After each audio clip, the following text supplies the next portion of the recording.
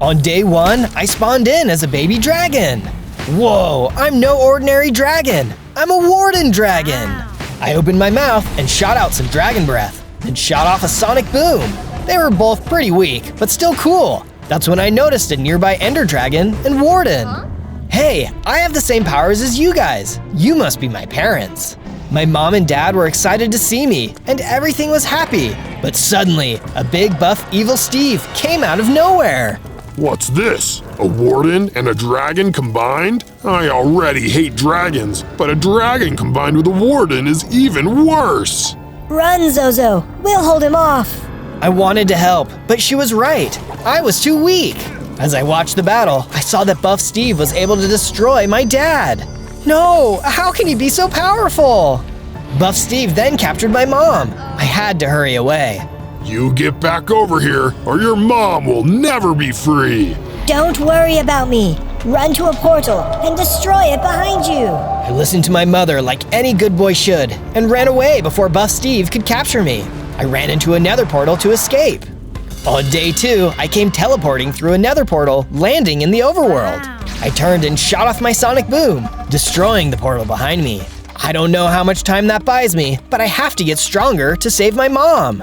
If I was going to save my mom, I had to get the gear to do it. Using my claws, I began gathering up some nearby materials in order to build a base. I don't need anything fancy yet, I just need something that can keep me safe. Speaking of being safe, I was suddenly attacked by a bear. Get back! I have claws too! But trying to win this fight was foolish. I had no choice but to run. Oh boy, it looks like the overworld is just as dangerous as the nether. I kept running until I found myself on a nice, steep mountain. If I hollow this place out, this could make for a perfect base. Excited with the idea, I got right to it, building my base. I have so many ideas of how I can improve it, but we'll start simple for now. Soon, the start of the base was ready. I feel like it's going pretty good so far. Tomorrow will bring me one step closer to saving my mom. On day 3, I kept mining down into the mountain when I popped out on the other side. But as luck would have it, there was something unexpected. Is that an ender dragon nest? It looked like there was an egg inside of it too. Just then, a phantom appeared. He got closer to the egg. He was going to eat it. Oh no you don't, the dragons are my friends! The phantom clearly didn't expect anyone to be here, and I was able to hit him hard. In no time, I managed to take him out. Finally, it feels good not to run away for once. And what's this? The phantom had dropped some phantom skin, which I picked up. With it gone, I was able to get really close to the egg. That's when I saw there was a note nearby. My dear child, if you are reading this, then something has happened to me. I was setting out in search of food for us. It is very likely that a powerful being called Steve may come after us. He collects powerful creatures like us dragons. Take care and stay safe. Oh no, it's not just me. Dragons everywhere are in trouble. It's not enough to just save my mom from Buff Steve. I'm going to have to defeat him. I quickly picked up the egg to take it back to my base. I could keep it safe there. On days 4 to 5, I arrived back at my base. I got right to work building an incubator for the egg. If it was going to hatch safely, it needed a good environment to thrive in. Just as I finished up, I heard a noise outside. I ran out and saw even more phantoms. Oh man, you guys really want this egg! Well, just try and take it. The phantoms did their best to take me out, but they were no match for me. They would have to try harder than that if they wanted to win. With the 2 phantoms defeated, I picked up the phantom skin they had dropped. Oh, I know just what to make with this! I went over to my crafting table and used the phantom skin to make myself some phantom skin armor. It was about as strong as leather armor, but it would be better than nothing. On days 6 to 8, I was starting to get hungry and decided to go look for food. I was a little nervous about leaving the egg behind, but if I couldn't get food, then no one would be able to protect it. I soon came across a village. Hi there, please, do you have any food to spare? The villagers took one look at me and ran away. I guess they weren't used to meeting friendly dragons, or friendly wardens for that matter. Well, no one is around, so bon appetit. I got right to work attacking the animals around. Sure, it felt bad to hurt other animals, but hey, a dragon's gotta eat. And there's no way I was going to eat a salad. At last, I found you! I looked and saw Buff Steve standing there. This time he had on dragon armor. He was even stronger than before. You, what do you want? Isn't it obvious? You!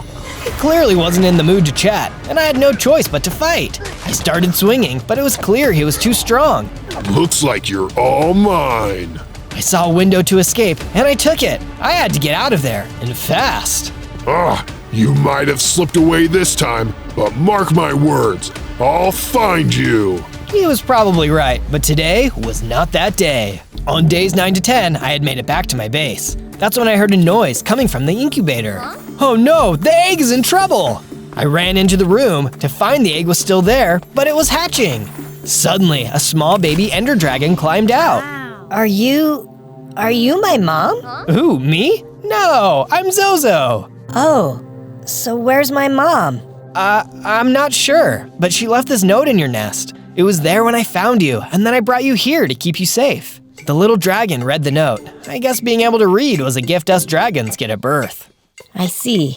I wish I could have just stayed in my egg. It's sad out here. Hey, it's okay. There's a lot of cool things to do in the world too. Really? Like what? I thought about it for a moment, then told her to follow me. I instructed her to mine out a big room in the mountain because we were going to build a cool statue. I wanted to be sure we built it out of sight though, so Buff Steve wouldn't be able to find our base. The little dragon seemed to really enjoy the creative process and was much happier as we finished the first part. This is a good start, but do you have any guesses as to what it's going to be? I then got to work building her a room to stay in. I knew how hard it was to get your mom taken away from you, so I wanted to be sure she was happy and comfortable. Soon, her room was completed too. On days 11 to 12, the little dragon came out of her room to chat. Hey Zozo, what's my name? Oh, I guess you were born yesterday and could probably use one of those. How about Sivith? Sivith? Yeah, that sounds cool. Oh, and Zozo? Yeah, Sivith? I'm hungry. Oh, right. Hang tight. I'll get both of us something to eat. I went out into the land to try and find some crows to eat. After a bit of searching, I spotted a few. As I got closer though, I spotted a human nearby. Oh no, it's Steve! I went to run away when they called out to me. Wait, little dragon! That's when I realized it wasn't Buff Steve. I waited until they got a little closer. Hey, don't worry. I'm not here to hurt you like Steve. My name is Alex. What do you want? I want to help you. Steve and I used to be friends, but not anymore. What happened? Steve and I used to adventure together, along with our friend Brianna. One day we were exploring the Nether and came across the Nether Dragon. The dragon didn't mind us being there until Brianna decided to mess with the dragon's eggs. There's something magical about them, and Brianna got too close. The Nether Dragon destroyed her as the three of us tried to escape. I was sad, but Steve was angry. He vowed to take revenge on all dragons. He finds them and locks them away in his base as revenge. Through this, he has become stronger, but more evil, turning into what he is today. I feel like it's my responsibility to stop him. Thank you for sharing that with me. He captured my mom and my friend's mom. If we team up, we can stop him. Yes, I was thinking that as well. Although, I think it's important for me to keep searching for more dragons, so I can warn them about Steve. But here, take this horn. If you ever need to talk to me, you can use this. I took the horn and thanked her for her help. Maybe we could defeat him after all. On days 13 to 15, I continued looking for food as I thought about everything Alex had told me. Oh no, it's that bear again! I have to fight him off, otherwise I might not be able to find more food for days. I was stronger now, so I charged in to fight. The bear was still really strong and really packed a punch. But everyone was counting on me. I couldn't lose. I kept swinging and finally took him out. What's this? I feel so much more powerful. Suddenly, I leveled up, growing in size and gaining more hearts. Whoa, I feel amazing! If I keep growing like this, maybe I can actually stop Buff Steve. I quickly gathered up the chickens and started leading them back to the base. On days 16 through 19, I arrived back at the base with the chickens. I got right to work building a coop for them to live in. Once the coop was complete, I went over to Sivith to tell her about the chickens, and also Alex. This Alex sounds really nice, but I do have one question about everything you told me. What's that?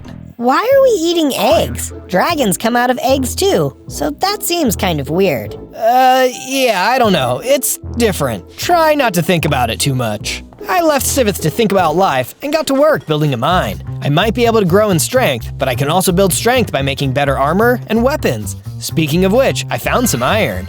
Oh, perfect! I can finally get rid of my leather armor. This is great! Back in the base, I smelted down all of the iron, then used the iron to make myself a fresh set of armor and weapons. I'm feeling better already. On days 20 to 22, I woke up with a bad feeling in my stomach. I went to Sivith's room and saw she was missing. Sivith? Sivith, where are you? Just then, I heard another sound. It was the horn Alex had given me. She was calling me. I ran out of the base toward the sound. Maybe Alex knew what had happened to her. Soon, I saw Alex. What's going on? Zozo, I called for you as soon as I could. I caught sight of Steve. He was chasing a baby dragon. That's not your friend, right? I don't know. It might be. She wasn't in her room this morning. Oh no. I'm not strong enough to face Steve yet, but I'll tell you where you need to go. Alex explained where she saw them, and I hurried off. I soon got to the place Alex described and saw Steve was about to capture Sivith. I had to do something. Hold it right there, Steve. I jumped between the two of them. Out of my way. I hate dragons, and this one is no different.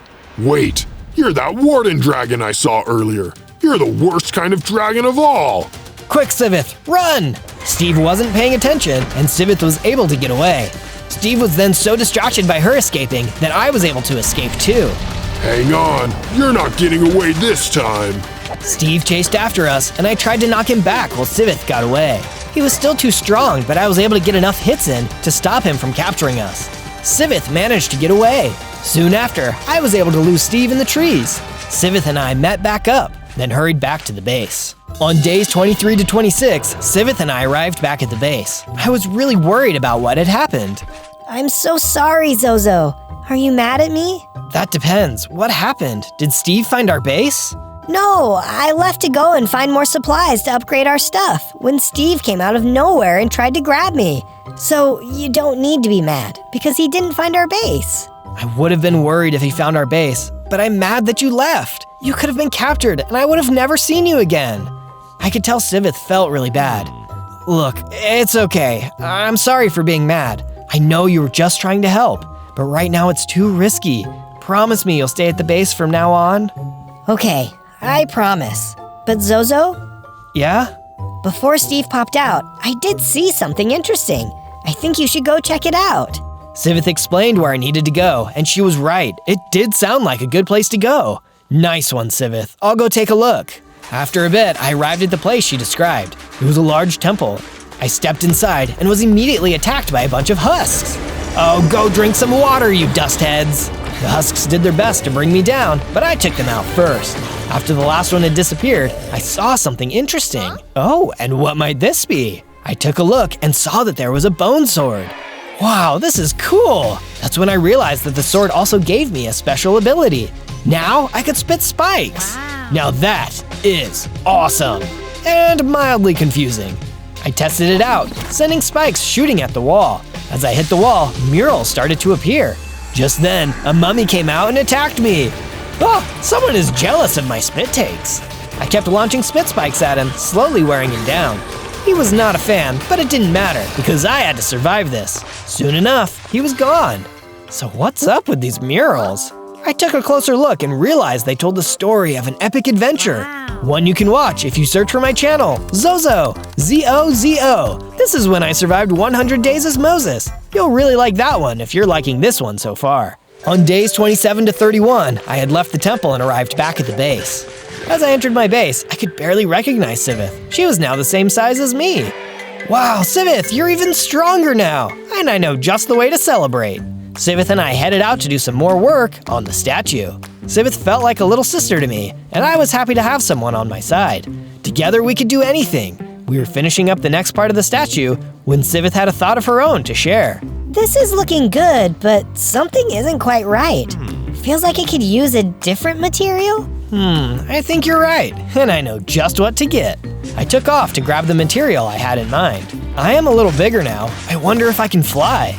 I gave it a shot and found that while I couldn't fly, I could glide. Well, that's better than nothing. I soon arrived at the bottom of the hole, but was soon attacked by straddlers. Out of my way, I've got a statue to save. The straddlers did their best to knock me down, but they were no match for me. With them out of the way, I quickly found what I was looking for. This amethyst is just what we need. I can't wait to see if it looks good on the statue. I mined up as much amethyst as I thought we'd need, then got ready to head back to the base. The statue is going to look amazing now. On days 32 to 35, I was on my way back to the base when I was attacked out of nowhere by piglins. What are you nosy oinkers doing out here? I fought them off using everything I had until the last of them were defeated. That's when I heard something nearby. Hey, were you hiding from the piglins? It's okay now. The dragon is talking to me. The villager was so scared and tried to get away from me. But just then, another piglin popped out and started chasing after him. Hey, watch out! I rushed over and took on the piglin. In no time, I was able to defeat him. You saved me? Wow, thanks. No problem. Where did all of these piglins come from anyway? I'm not sure, but my village is full of them. We could really use someone like you to come and clear them out for us. Would you be willing to help? Say no more. I'm on the case. On days 36 to 39, I followed the villager back to his village. As we got closer, I could see he was right. The village was full of piglins. Let's try to get a better view of what's going on. We snuck around the outside of the town to get a better viewpoint of what was happening. You see that structure in the middle of the town? That's where everyone is probably hiding out. Got it. Hang back. I'm going to rush in there and get everyone out. Whoa, hang on. I know you took those guys out back there, but those were just low-level scouts. You can't hope to take on all of those guys down there at once. Okay, so what do you suggest? It will be nighttime soon enough. I think we might be able to sneak in and get everyone out safely. I'm good with that plan. We'll give it a shot. On days 40 to 43, the villager and I waited for nightfall. Soon, we saw that the piglins had begun falling asleep. It was time to make our move. Let's do this. We snuck into the village, doing our best to keep quiet. Even the smallest of noises could wake up the piglins. Which just then, there was a clang. My new villager friend accidentally bumped into something. Sorry. It was too late though. The piglins were awake and not happy to see us. Looks like it's plan A after all. My new friend was right. These piglins were much stronger than the scouts I had fought outside the village. What he wasn't right about though was my ability to take them on. I was tough, and the piglins fell one by one as I took them out. Soon enough, they were all defeated. Zozo, you did it! We then went over to the scared villagers who weren't exactly happy to see me. Don't worry, everyone. He's a friend. I know dragons can be scary, but Zozo here was the one who rescued all of us. We owe him our lives. The villagers were happy to find out I wasn't there to eat them, and it felt good for people to see me as the hero. Thanks again, Zozo. And in the future, if there's anything we can do for you, just let us know. Will do. Now I've got a statue to go work on. On days 44 to 49, I returned to my base and got to work adding the amethyst to the statue. Sivith was right. This was just what it needed. All right, now we're making some good progress, but still have a ways to go. What do you think so far? All of the building and rescuing from the previous days had made me realize how badly I needed to be protecting myself from attack, so I made sure to do some work on the base. We were going to need strong defenses and traps if Steve ever found us. It had been a while since I had run into him, but I was sure something was going to happen with him soon. On days 50 to 53, I received a message from Alex. Steve and his goons were on the way to my base.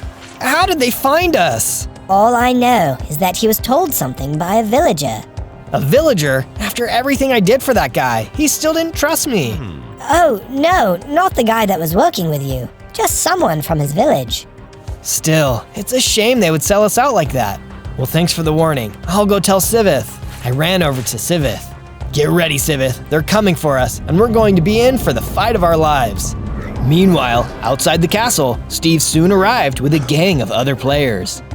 Oh, Zozo, the jig is up. We're here for you and that little friend of yours. I don't care what you want. We didn't do anything to you. Let us live our lives in peace.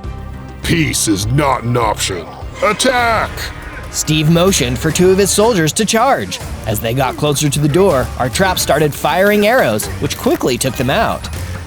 You're smarter than you look, but there's plenty more where that came from. Next up came an archer, who did their best to try and disable our traps, shooting flaming arrows into them. Unfortunately, that seemed to do the trick, and the trap stopped working. Two griefers came up to the door, laid some TNT, and lit it. But suddenly, the traps came back to life, taking out the archer and trapping the griefers in. There was an explosion, which took them out, but also took out the traps and door. The base was open now, though, and the players started to run in. but not before falling into my pitfall trap. Another noob tried running in too, but fell right into the hole. Just then, someone vented in through the side and took a look in the hole. Unfortunately for them, their Spec Ops teammate popped in and knocked them down the hole. These guys really need to learn to work together. He filled in the hole, and the rest of the team charged in. Bring it on! The players charged at me, while I did my best to fight them off. Leave us alone! We didn't do anything to you! Most of the players were pretty weak, but I could hear someone setting off explosions in the background. I had to hurry. I had defeated most of the players when one stronger one with a flaming sword stepped up to fight. Look man, you don't want to mess with me. The player simply attacked. His flaming sword was really strong and kept setting me on fire. Yeah, okay, I see why people don't like Dragon's fire breath. Ouch! He was tough, but my attacks were getting the job done. I could tell he was getting weak, and I got him lined up with the edge. Have a good flight! I hit him hard, sending him flying over the edge.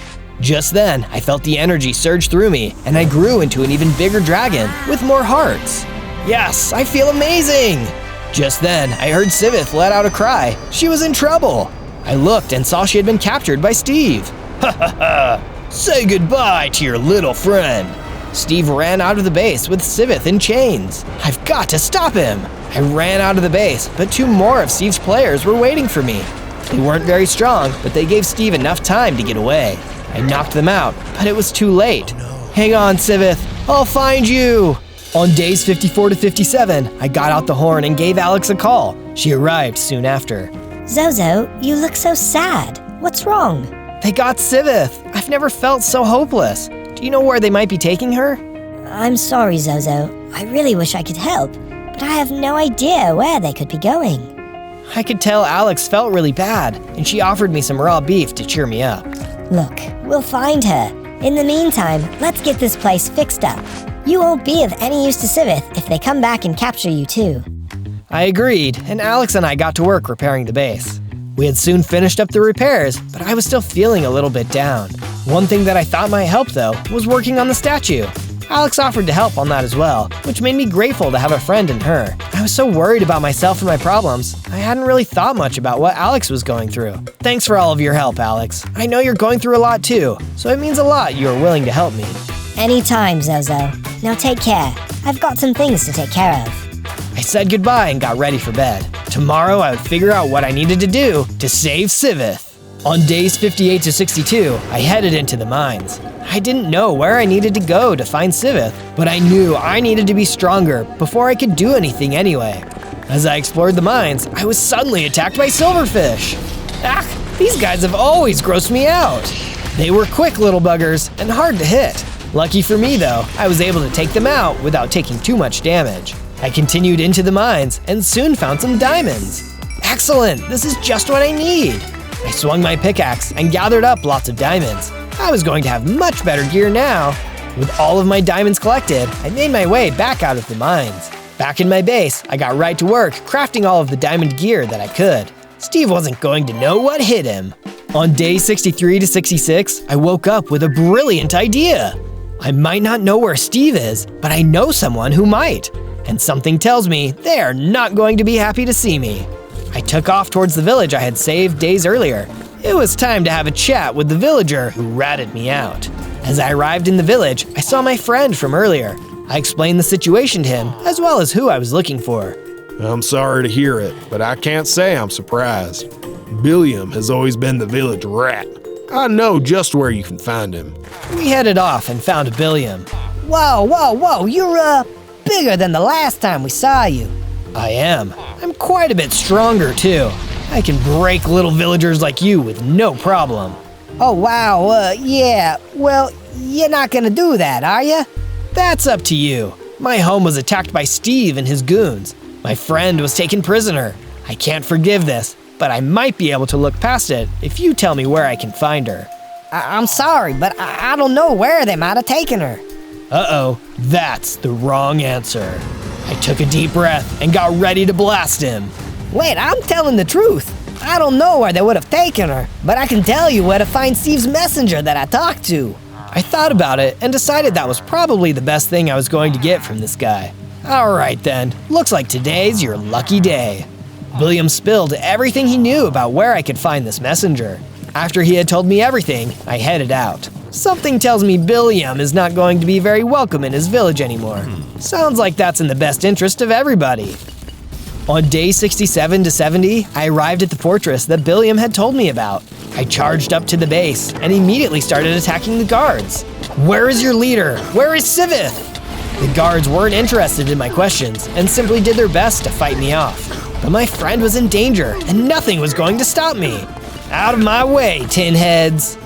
As I fought my way through, I soon came across an even bigger guard. This guy was tougher than the first ones, but I wasn't going to let that stop me. He swung at me and did some serious damage. It really hurt, but I swung back and was able to take him out. The bigger they are, the harder they fall. I had made it into the castle, and more of the big guys were trying to take me down. They swung, I dodged, and knocked their blocks off. Hang on, Sivith, I'm coming! On days 71 to 74, I had officially made it into the fortress. It was as if the whole base had been alerted to my presence, as every bad guy in the place was swarming in on me. I don't care how many of you there are, I'm going to make it to the top. As I knocked guard after guard out of my way, I eventually found myself inside a library. Wait a second, what's this? I had found some kind of special item. With this, I have the strongest spike attack I can get. Excited with my new ability, I immediately put it to the test. There were some guards up on the balconies, and I managed to take them out. Oh yeah, whoever this guy is, he's in for a real surprise. On days 75 to 78, I made it to what looked like the lair of the castle's boss. You there, you must know where Steve is keeping his prisoners. Tell me, or else. Heh, you really think I'm gonna help a dragon? Look at me. Steve has been stealing the power of the dragons to make us stronger, and there's no way you'll be able to defeat me. What? What does he hope to gain from all of this? Not only will he finally destroy all dragons, but he will become a powerful dragon himself. Then no one can stop us. Yeah? Well, this dragon isn't going to let that happen. Bring it on! The henchman and I started to fight. I did my best to fight him off, but since he had been given dragon powers, he was incredibly strong. This wasn't going to be a simple fight. Do you really think Steve will let you live your life once he's king? He's going to turn on anyone who has even a little bit of power. Silence! You don't know what you're talking about. But it doesn't matter, because you're going to lose. It looked like there was no talking sense into this guy. The fight was getting intense, but it was time to end it. I focused all of my energy, used all of my attacks, and at long last, I won! The henchman was nearly defeated. No! How could I lose to a measly dragon? Last chance, tell me where Steve's base is. Never! The henchman leapt forward to attack me, but I took him out instead. Well, maybe there's something around here that can help me out. On day 79 to 84, I started taking a look around the castle.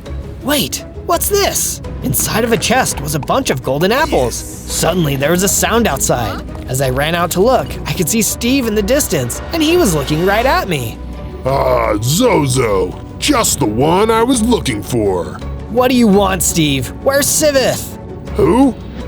Who cares? All you need to know is I finally finished my potion. The power of the dragons is finally mine. I received word you were here, so I thought I'd let you be the first one to see. Steve drank down a potion and suddenly started to change. He turned into a disfigured but powerful dragon. Steve, what have you done? Ha ha ha! Here, let me show you up close. Steve took off into the air and flew toward me. I was strong, but not strong enough for this. I couldn't even fly yet. I had no choice but to run. Come on, Zozo, what's the problem? Afraid of a little fire? I kept running toward my base as Steve continued to chase me. I had to get to cover. We ran across the land and I finally snuck into my base. Steve flew around for a bit, but realized he couldn't fit inside. After a while, he left. I fear for the worst with Sivith. Is she still alive? On days 85 to 89, I got out of bed after a sleepless night. I had no idea if Steve would be waiting for me outside, and I couldn't risk going out there. I went back over to my statue. I had planned on completing it with Sivith, but I was worried I might not have that chance. I worked on completing the final part. Well, it's all done. It reminds me of Sivith, and she would have been proud of what we did here.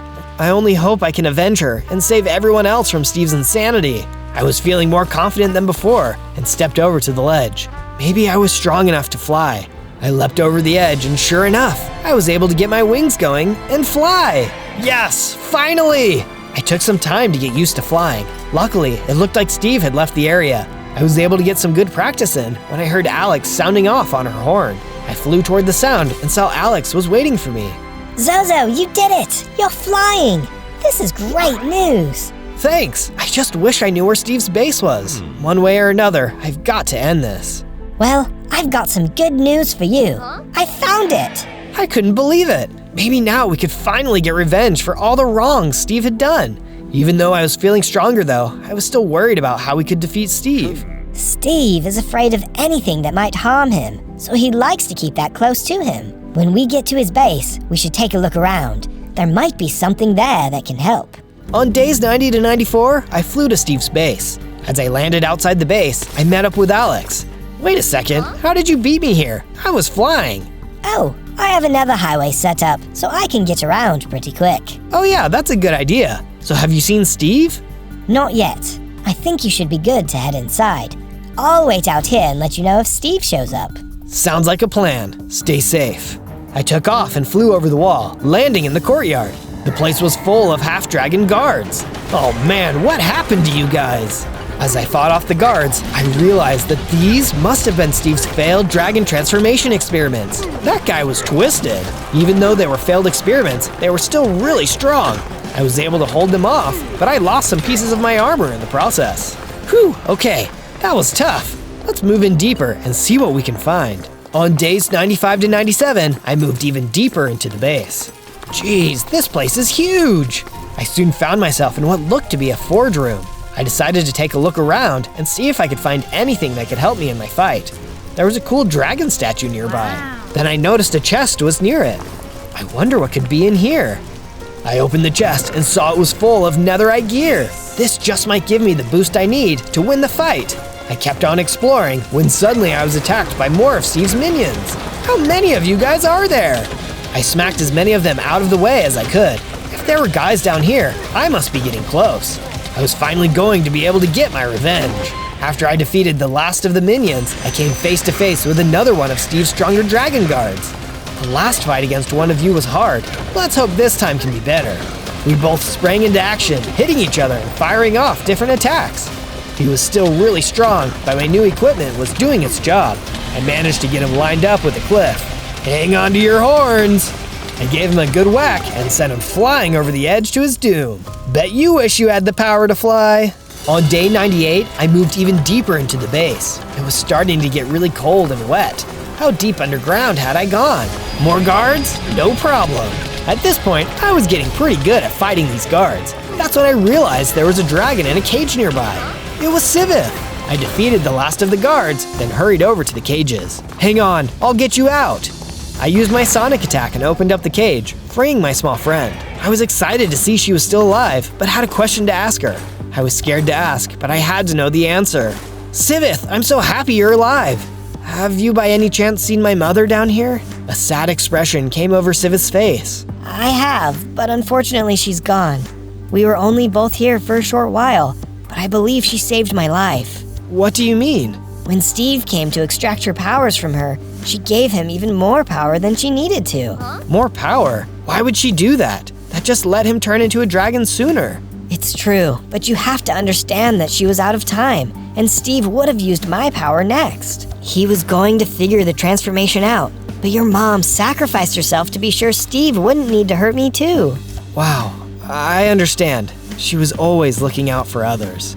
She also told me that she believed in you, and she knew even if Steve was able to harness dragon powers, you would be able to defeat him. She told me to give this to you when you arrived. Sivith tossed something out on the ground. Warden's heart. This was a gift to my mom from my dad. I had always heard that there was a special power inside of it that combined the power of the dragon and the warden. But before I could investigate any further, I heard a noise from Alex's horn. Steve must be here. Come on, Sivith, let's get out of here. On day 99, Sivith and I arrived back outside of the base. Alex was waiting, and we hurried over to her. Watch out! Steve is... Just then, Steve came smashing down into the courtyard in his dragon form. Sorry to break up the party, but you three have been getting on my nerves. It's over, Steve. You might look like a dragon, but you will never truly be one. It's time for you to pay for your crimes.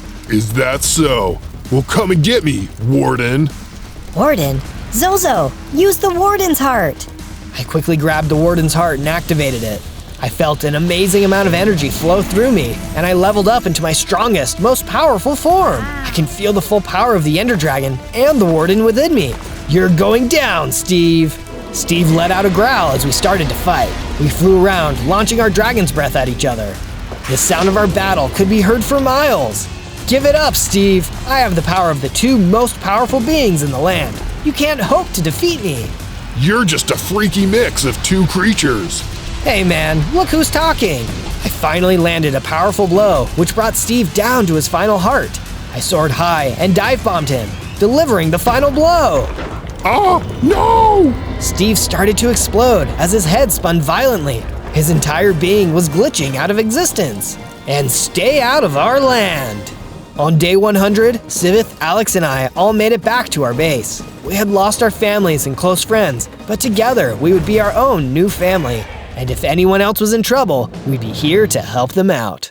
On day 101, I was on top of the world, flying around the Alps as a fully grown Warden Dragon, one of the strongest creatures in the overworld. I've got all my special abilities and 100 hearts. It doesn't get much better than this. But while I was busy flying and celebrating, I didn't even notice that someone was standing on the Alps. It was a scary-looking robot, and he was staring right at me with his big red eyes. I wonder who that is. Dragon detected. Deploy attack 6. Depowering energy blast. Before I could even react, the robot shot me with an energy blast, and something terrible happened. I fell down to the ground, feeling myself getting smaller and weaker. My 100 hearts went back down to a measly 10, and almost all of my powers disappeared. And not just that, all of my equipment disappeared too. What? This is impossible! The robot came running over to me. Who are you? Why are you doing this? I am Dragon Slayer 3000. My primary directive is to destroy all dragons. Initiate Dragon Killer Blade. He pulled out a scary-looking sword and charged towards me. Lucky for me, I at least had one power left, flight. I flew off as quickly as I could, leaving Dragon Slayer 3000 in the dust. I landed on the ground nearby and was immediately attacked by a saber-toothed pig. I was so weak now, I couldn't even fight back, so I just flew away as fast as I could until I got somewhere safe. I was on top of the world, and now I'm on the bottom. How could this happen? I took a second to breathe and rest. I needed a way to get my powers back and defeat Dragon Slayer 3000. On day 102, I traveled out of the cold, unforgiving world of the Alps and made my way into the nearby cherry blossom forest. Yeah, this is more like it. I just went through a traumatic event. I need somewhere nice and calm to stay. But before I could make myself a new base to stay, I needed to make myself a whole new set of tools. I busted down a tree and made myself a crafting table and a wooden pickaxe. That's a good start. Now let's go for stone. I mined into the ground with my wooden pickaxe and started collecting stone until I had enough to create a stone pickaxe, axe, and stone sword. It's building time! I started cutting down some of the cherry blossom trees until I'd collected enough materials to start constructing my base. I started small at first, seeing as I was small now too, building a room for myself to sleep in. But I didn't have enough material to finish the roof, so I went into the woods to collect more materials. That's when I ran into an angry zombie spoiner. Oh no, this day is bad enough already. I don't want to deal with any zombies today. I pulled out my stone sword and fought him off. Lucky for me, I still wasn't too weak to take down a zombie spoiner. Phew, now back to base building. I collected the materials I needed, then went back to my base to finish off the roof. It was a small base, but it was a good start, and I knew I could build myself back up from here. On day 103, I decided to travel around, hoping to collect some more wood for constructing my base and find out more about the crazy robot that had attacked me back in the Alps. That's why I went to the coniferous forest, but this forest wasn't quite as welcoming as the cherry blossom forest. My big clue was a huge vile ogre who showed up and tried to shake me down for some emeralds. You have to pay the troll toll if you want to pass through this forest, puny dragon. But you're not even a troll. You're an ogre. They're not the same thing. Ugh, What a silly technicality. I'm gonna pound you for that, kid. He gave me a powerful whack after that, taking off a few of my hearts. Remembering the powerful dragon I once was, I pulled out my stone sword and fought back until the vile ogre was defeated. Darn, I'm still injured though. This is the worst. But in my moment of need, a mysterious spirit appeared, the guardian of the forest. Hello, little dragon. You're certainly a rare one. I wasn't always little. Wait, what do you mean I'm a rare one? That terrible machine has been destroying dragons in droves. You're the only one I've seen in ages. Terrible machine? You mean the Dragon Slayer 3000? The very same. You look injured. Here, take these healing potions. I took the potions, and it immediately helped me reclaim all of my hearts. Thank you, Forest Guardian. Want to come back to my base with me? We can work towards destroying that machine for good. I like the sound of that. Lead the way, Zozo. From day 104 to day 105, the Guardian of the Forest and I went back to my base. It was still pretty tiny, and there was no room for the Guardian to fit in as is. No worries, Guardian. I'll build you a new room where you can stay. I mined some extra wood and stone from around the Cherry Blossom Forest and used it to add a nice new house onto the base. A house that would be perfect for a Forest Guardian, complete with some plants and a window to let in the sun. He seemed impressed. This is perfect, Zozo. I think I'll enjoy my time here with you. But he was wrong. Not everything was perfect because a gang of skeletons had heard all my construction work and were making their way towards the base. Oh no, I better take them out before they can ruin anything. I pulled out my stone sword and charged in. Skeletons were no match for even a small dragon, so it didn't take me long to defeat them all. And when they were gone, I noticed that they dropped some potions of regeneration. I added them all to my inventory. It's always good to have some of these on hand for emergencies. From day 106 to day 108, I got a crazy craving for fried eggs, but I couldn't just go to the store to get them. I needed to do it the old-fashioned way. I built a chicken coop and a fenced-off area on my base, perfect for a little free-range chicken farm. Then I started collecting chickens and herding them back to my base. I'll have a steady supply of delicious eggs in no time. I can hardly wait. Still feeling hungry in the short term, I decided to go wandering through the Cherry Blossom Forest again, hoping I'd find something cool to eat. Instead, I found something very different. It was the Dragon Slayer 3000, and his big red eye was fixed on me. Dragon detected. Can't we just talk this out? Initiation Destruction Protocol D4. Dragon Slaying Cyber Battle Axe. The Dragon Slayer 3000 pulled a huge battle axe, seemingly out of thin air, and he charged for me, swinging the axe again and again, only barely missing me each time. Resistance is futile. All dragons will be annihilated. The Dragon Slayer 3000 had really earned its name. I needed to get out of there before it could slay me. I took off and flew away, trying to get as far away from that robotic monster as possible. But back on the ground, the Dragon Slayer 3000 was unfazed. Tracking flight pattern. Processing estimated arrival location. This dragon will not escape. From day 109 to day 110, I returned back to my base, still feeling terrified after my close encounter with Dragon Slayer 3000. He'd taken my powers, he'd taken my size and my progress, and he'd almost taken my life. I'm so scared that the next time I run into that evil robot, he'll destroy me for good. Just as I was slipping into anxiety and panic, the Guardian of the Forest came into my room with some encouraging words. Zozo, I sense you've been feeling down. I understand. The odds are against you, and you've lost a great deal.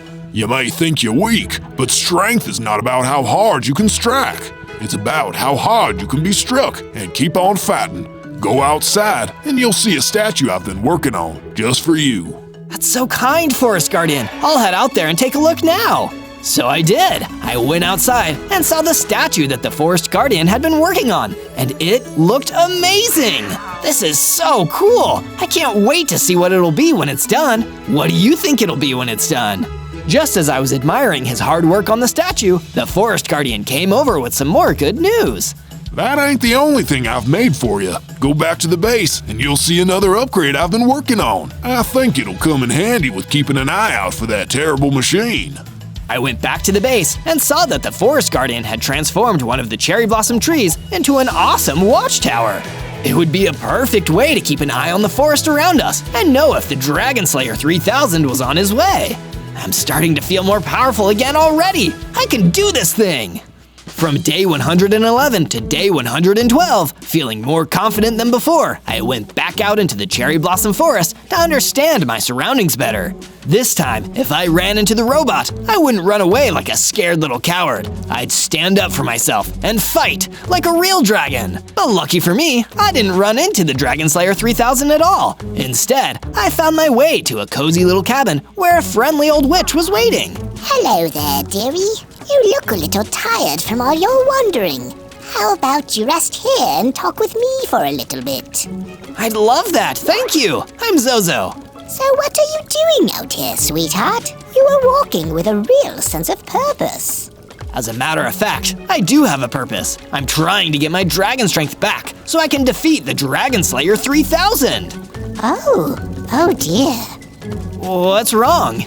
It's just that if you're planning on going up against that metal monstrosity, I recommend you be extremely careful. You have no idea the terrible things it's capable of. There used to be many dragons around here, and not just little baby ones like you. Adult dragons at their full power. And within 100 days, the Dragon Slayer 3000 wiped them all out, one by one. You'll need to be exceptionally powerful if you want to defeat it. Well, that sure fills me with confidence. From day 113 to day 115, I returned to the coniferous forest, wondering if there was anything valuable I'd missed during my first trip there. You can only imagine my surprise when another big, mean Vile Ogre jumped out of the woods, right in front of me. Wait, how can you be here? Didn't I defeat you before? Oh, that was my brother. He was out here, minding his own business, and you started to fight with him. He was literally trying to shake me down for money in a forest he didn't own. He even hit me first. That doesn't sound like him at all. For defaming my brother's memory, you're going down, you teeny tiny little dragon. The Vile Ogre attacked me! He fought just like his brother, but this time I was prepared. Before he could take too much health from me, I defeated him with my stone sword and leveled up. I got bigger, and my total hearts rose up to 20, and I gained back one of my most important abilities, fire breathing. I'm getting my dragon mojo back, baby. From day 116 to day 119, seeing as I'd upgraded my size and strength, I figured it was time to level up my weapons and equipment too. That's why I found my way to an underground cavern that was perfect for mining myself some extra materials, specifically some iron ore. Once I'd gathered up enough, I started building an underground furnace so I could smelt the ore into ingots and start creating all my new gear. But I was interrupted by another nasty creature living in the underground cavern, a deadly giant cave spider, and he thought I looked like a delicious dragon snack. Well, I hope you like your meals extra spicy, cave spider. I huffed, and I puffed, and I breathed a jet of flame right at the cave spider, scaring it back into the darkness. It definitely wouldn't bother me after that.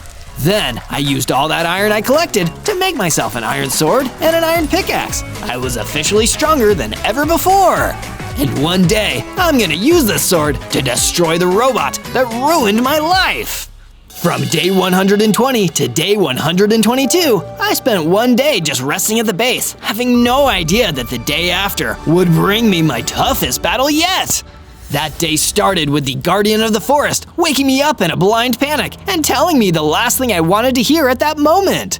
Zozo, Dragon Slayer 3000, he's here. He's practically outside the gates. We need to stop him before it's too late.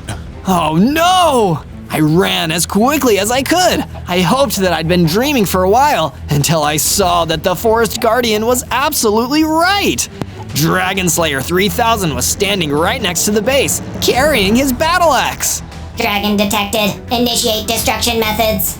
Wait! Why do you want to destroy us dragons so badly? Is it something we did to you? What you do to me is irrelevant. My programming dictates that I must destroy all dragons I detect at all costs. Who programmed you like that anyway? You do not need to know. Battle axe attack initiated. Talking time was over. Dragon Slayer 3000 ran at me with his battle axe again, getting 2 strikes in before I was able to hit him back with my sword. and when I did, it didn't seem to cause much damage.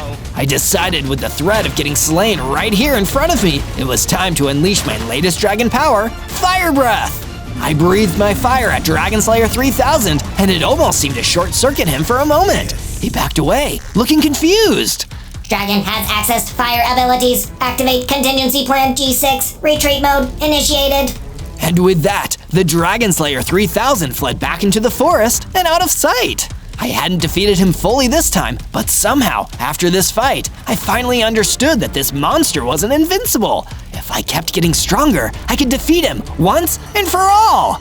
From day 123 to day 126, I was working on creating a weapon upgrade for my iron sword. After seeing how Dragon Slayer 3000 reacted to me using my fire breathing on him, I thought he might have some kind of weakness to fire. That's why I applied the Fire Aspect enchantment, which would lend extra fire damage to every single swing of my sword. This is really gonna help me out on my quest. And if you'd also like to help me out on my quest, search ZOZO in the search bar to find and watch more adventures with me, Zozo. We're gonna have an awesome time! From day 127 to day 131, the Guardian of the Forest came over to share some less stressful news with me than the last time. Zozo, I've done more work on the statue. Come check it out. Of course, I'll be right over. I met with the Guardian outside and saw all of the amazing work he'd been doing on the statue. It looked so cool. The Guardian certainly had a real talent for building statues. But for this next part, I need your help, Zozo. The statue is coming along nicely, but I need some ebony logs to really take it to the next level. Would you be able to journey out to the ebony forest and get me some? I'll be there and back before you know it. That was a bit of an exaggeration, but I did travel out to the ebony forest as quickly as I could gather up the material I needed for the Forest Guardian statue. On the way there, I ran into an Enderman who really didn't like intruders entering his forest, even if they were just dropping in to grab some equipment. You better not tell me I need to pay the Enderman toll. Thankfully, some fire breath was enough to scare the Enderman away. And I was able to gather up plenty of the material the Guardian of the Forest needed to keep building and improving the statue. From day 132 to day 135, I started making my way back to the ebony forest, eager to give all the materials I'd gathered over to the Forest Guardian. On the way there, though, things started to get strange. I spotted a flying ghast, which is normally only seen in the Nether. What are you doing out here? The ghast obviously didn't reply. They attacked me with their ranged attack, and I replied in kind and flew up towards it and hit it with my fire breath, knocking the ghast out of the sky. It feels so good to be a dragon. As I continued my journey back towards my base, I ran into a worried-looking piglin. I stopped to see if he needed any help. Hey, little piglin, don't be afraid. You look like you need a hand. Anything I can help with? Oh yes, thank goodness. You've really saved my bacon here. My piglin friend was kidnapped by an evoker, and his zombie minions and dragged out to the Mojave Desert. I'd go on my own, but I worry I'm not strong enough. And then we both be captured. Don't worry, piglin. I'll get right on it. And with my new quest, I set off. From day 136 to day 139, I traveled until I reached the Mojave Desert. It was exhaustingly hot and dry out there, but it didn't take me long to discover a mini base set up deep in the scorching heat of the Mojave. It was a fenced-off area surrounded by patrolling hordes of zombies. Inside the camp, a piglin was locked in a cage, and the evoker stood there, talking to him. We'll see how much your friend cares about you, little piglin. Maybe if he comes and gives me the money we agreed to, I'll let you both go. Or maybe I'll just kidnap you both. Please, you can't do that. You're in my clutches, piglin. You can't tell me what I can and can't do. I'm holding all the cards here. Watching this happen, I knew I needed to get in there and stop this. I'd free the piglin and defeat that evil evoker, and my dragon powers would help me do it. From day 140 to day 143, I launched my plan to defeat the evoker and save the piglin. Rather than fighting all the zombies gathered outside, I flew and lowered myself down into the camp from above. The evoker didn't seem happy about that. How dare you invade my camp, you lousy dragon! Zombies, eat them alive! Zombies inside the camp rushed towards me. I pulled out my iron sword to fight them off, but there seemed to be no end to the zombie horde. This sword isn't powerful enough to take them all, even with the fire aspect. But in the nick of time, I got lucky. I saw a Kyther lying on the ground, exactly what I needed. Don't mind if I do. I grabbed the Kyther, going crazy and taking out every zombie I could. Soon enough, there were no zombies left. It was just me, the Evoker, and the trapped piglin. The Evoker backed away, feeling a little nervous. No hard feelings about me telling the zombies to eat you alive, right? That was just a prank, bro. Instead of answering his question, I blasted him with a jet of flame. After that, I freed the piglin. Thank you so much, kind stranger. How can I ever repay you? Go back to your friend in the Ebony Forest. He's been worried about you. That's the only repayment I need. From day 144 to day 149, I returned back to my base and gave the Guardian of the Forest all the materials I'd collected for him in the Ebony Forest. Thank you for these, Zozo. It took you a while to get them. Was everything okay? Oh yeah, it was fine. Just got a little sidetracked. I'm gonna get working on some base improvements while you work on the statue. Sounds good to me, Zozo. I decided to work on a security perimeter wall around the base while the Guardian of the Forest was statue building. I built the wall nice and tall just to make sure it kept out potential invaders. Once I finished the construction and stood back to take in the side of my big, powerful wall, the Guardian of the Forest approached me again with the good news. Come take a look at the statue, Zozo. It's almost done.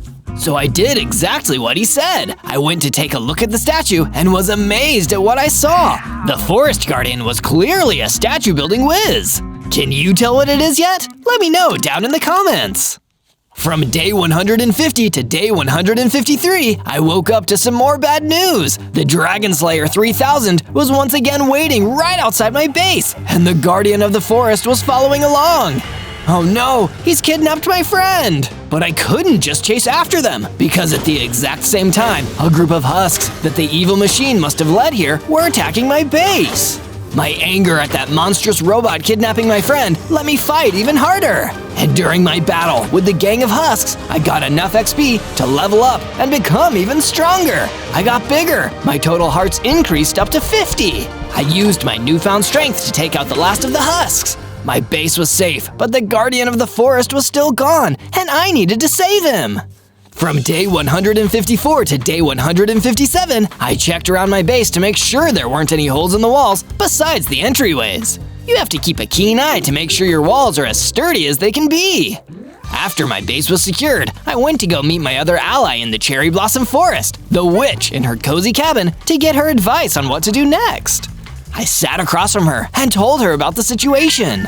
Since you first came to me, Zozo, I've been doing some research, and I think I might have information that could help you. A few hundred years ago, there were some extremely dangerous dragons on the prowl. Some scientist working in the lush tundra created robots like the Dragon Slayer 3000. But even once those few dangerous dragons were destroyed, the machines endured. I've just never seen one this advanced before.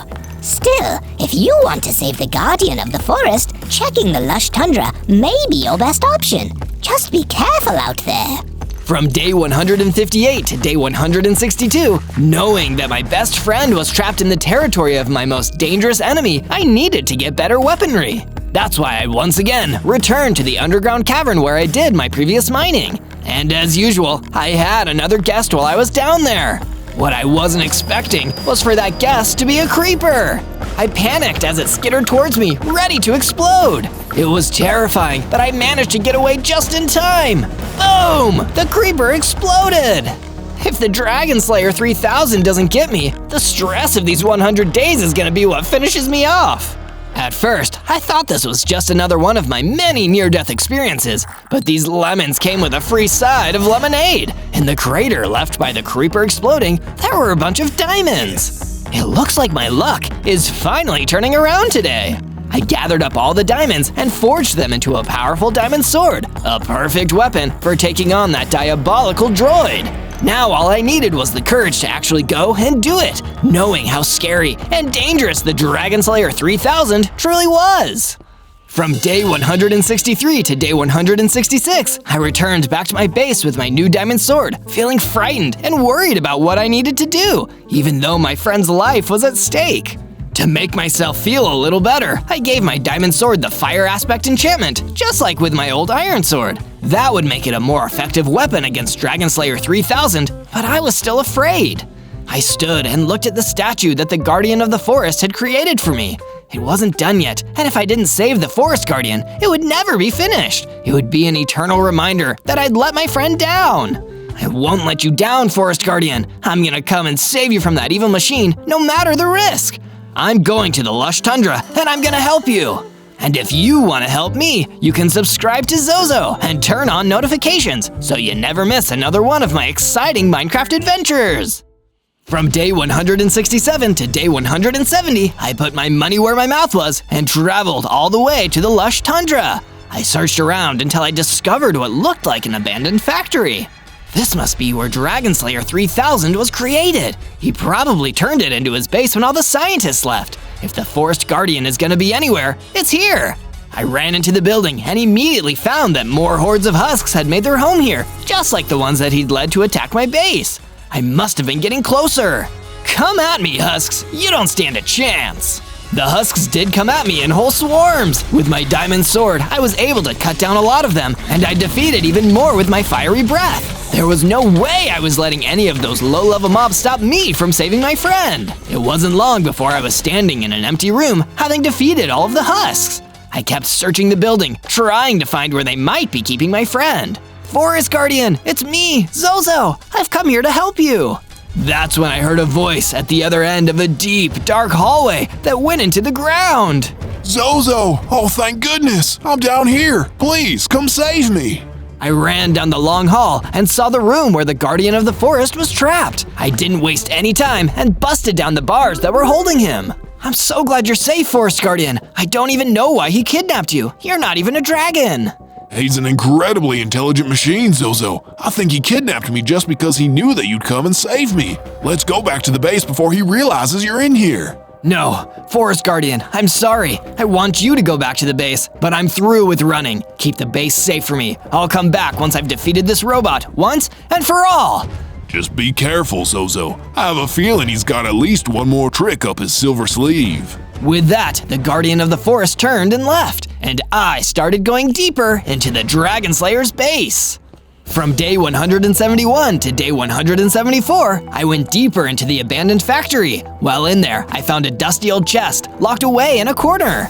It contained two things. One was a potion of strength, and the other was a book marked Scientist Notes. I looked through the book, and it contained the following. We witnessed an extraordinary event in the factory today. Our Dragon Slayer 2000 models seem to have gained true intelligence. In fact, they used this intelligence to construct an entirely new machine, the Dragon Slayer 3000. It's the first machine to be planned and built entirely by other machines. Whoa, that explains why this thing is so cold and cruel. The sooner I can put this rogue robot down, the better.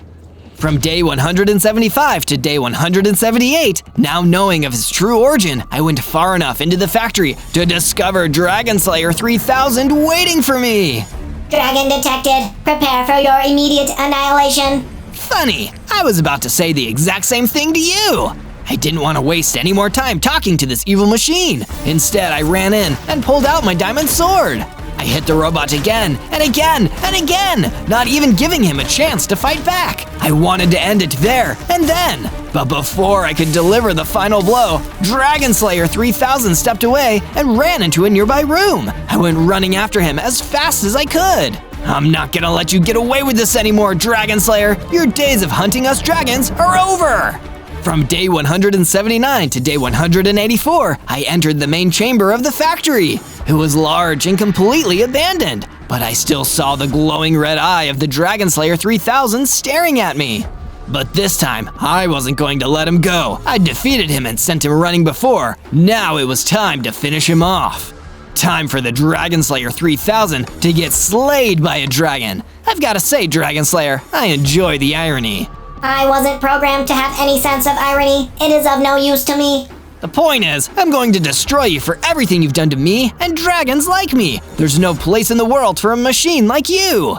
Then I will have to upgrade. Activate contingency plan Z13, Metamorphosis protocol. What? Dragon Slayer 3000 began to transform, getting bigger, scarier, and way more advanced. I'd never seen anything like it. All my confidence in the fight completely drained away in that moment. Upgrade complete. I am now Dragon Slayer 4000, the ultimate stage of my technological evolution. My capabilities have increased, and I can now destroy even the strongest dragons. You cannot harm me, Zozo. Oh no, I think I may have overestimated my ability here. Destruction Blast! The new Dragon Slayer 4000 blasted an even more powerful energy weapon. I was able to dodge it in the nick of time and ran out of there as fast as I could. I need to figure something out fast or I'm doomed. From day 185 to day 189, I returned to my base in a blind panic. I immediately went up to the Guardian of the Forest. Hello again, Zozo. Thank you again for saving me. Ready to celebrate finally defeating Dragon Slayer 3000? Not quite. Kind of the opposite, actually. Dragon Slayer 3000 got even more powerful. He upgraded into Dragon Slayer 4000. And I don't know how I'm gonna defeat him like that. Oh no, that's the last thing we wanted to happen. Here, take this knockback enchantment. It'll make your attacks a little more effective. I believe someone is here to see you. In the meantime, I'm gonna go finish up the statue. Who's come to visit me? It turned out that it was none other than the witch, coming straight to my base to deliver some valuable news. Zozo, I have something that I think you'll want to hear. Please tell me it's good news. Oh yes, very good news. I've tracked down something that can fast-track your leveling up. A special potion known as Dragon Serum. It will help you grow into a full-sized dragon with all the relevant special abilities. They say it ran out years ago, but I've tracked down one more bottle of it in a single chest. That's amazing! Do you know where I can find this chest? It's in a place you may find familiar, the Mojave Desert. That's perfect! I'll set off right away. Stay at my base in the meantime, Miss Witch, just to be safe. But before I could leave, I heard the Guardian of the Forest calling out for me. Before you go, Zozo, I have something to show you. The statue is finally finished. Excited to see what the Guardian of the Forest had created, I flew up high towards the mountains next to my base to get a better view. It was amazing! A beautiful statue of a powerful adult warden dragon. It looked exactly like I did before the Dragon Slayer stole all of my power. Thank you, Forest Guardian. This is truly awesome. And when I get my hands on that dragon serum, that's gonna be me again. On day 190 to day 194, I returned once again to the Mojave Desert, where I'd defeated the Evoker and his minions and saved the piglin. If only last time I'd been looking for that chest, this whole thing might have been over a lot sooner. I searched all across the desert, feeling the intense heat on my dragon scales. Whoever had hidden that serum up here must have really wanted to keep it hidden.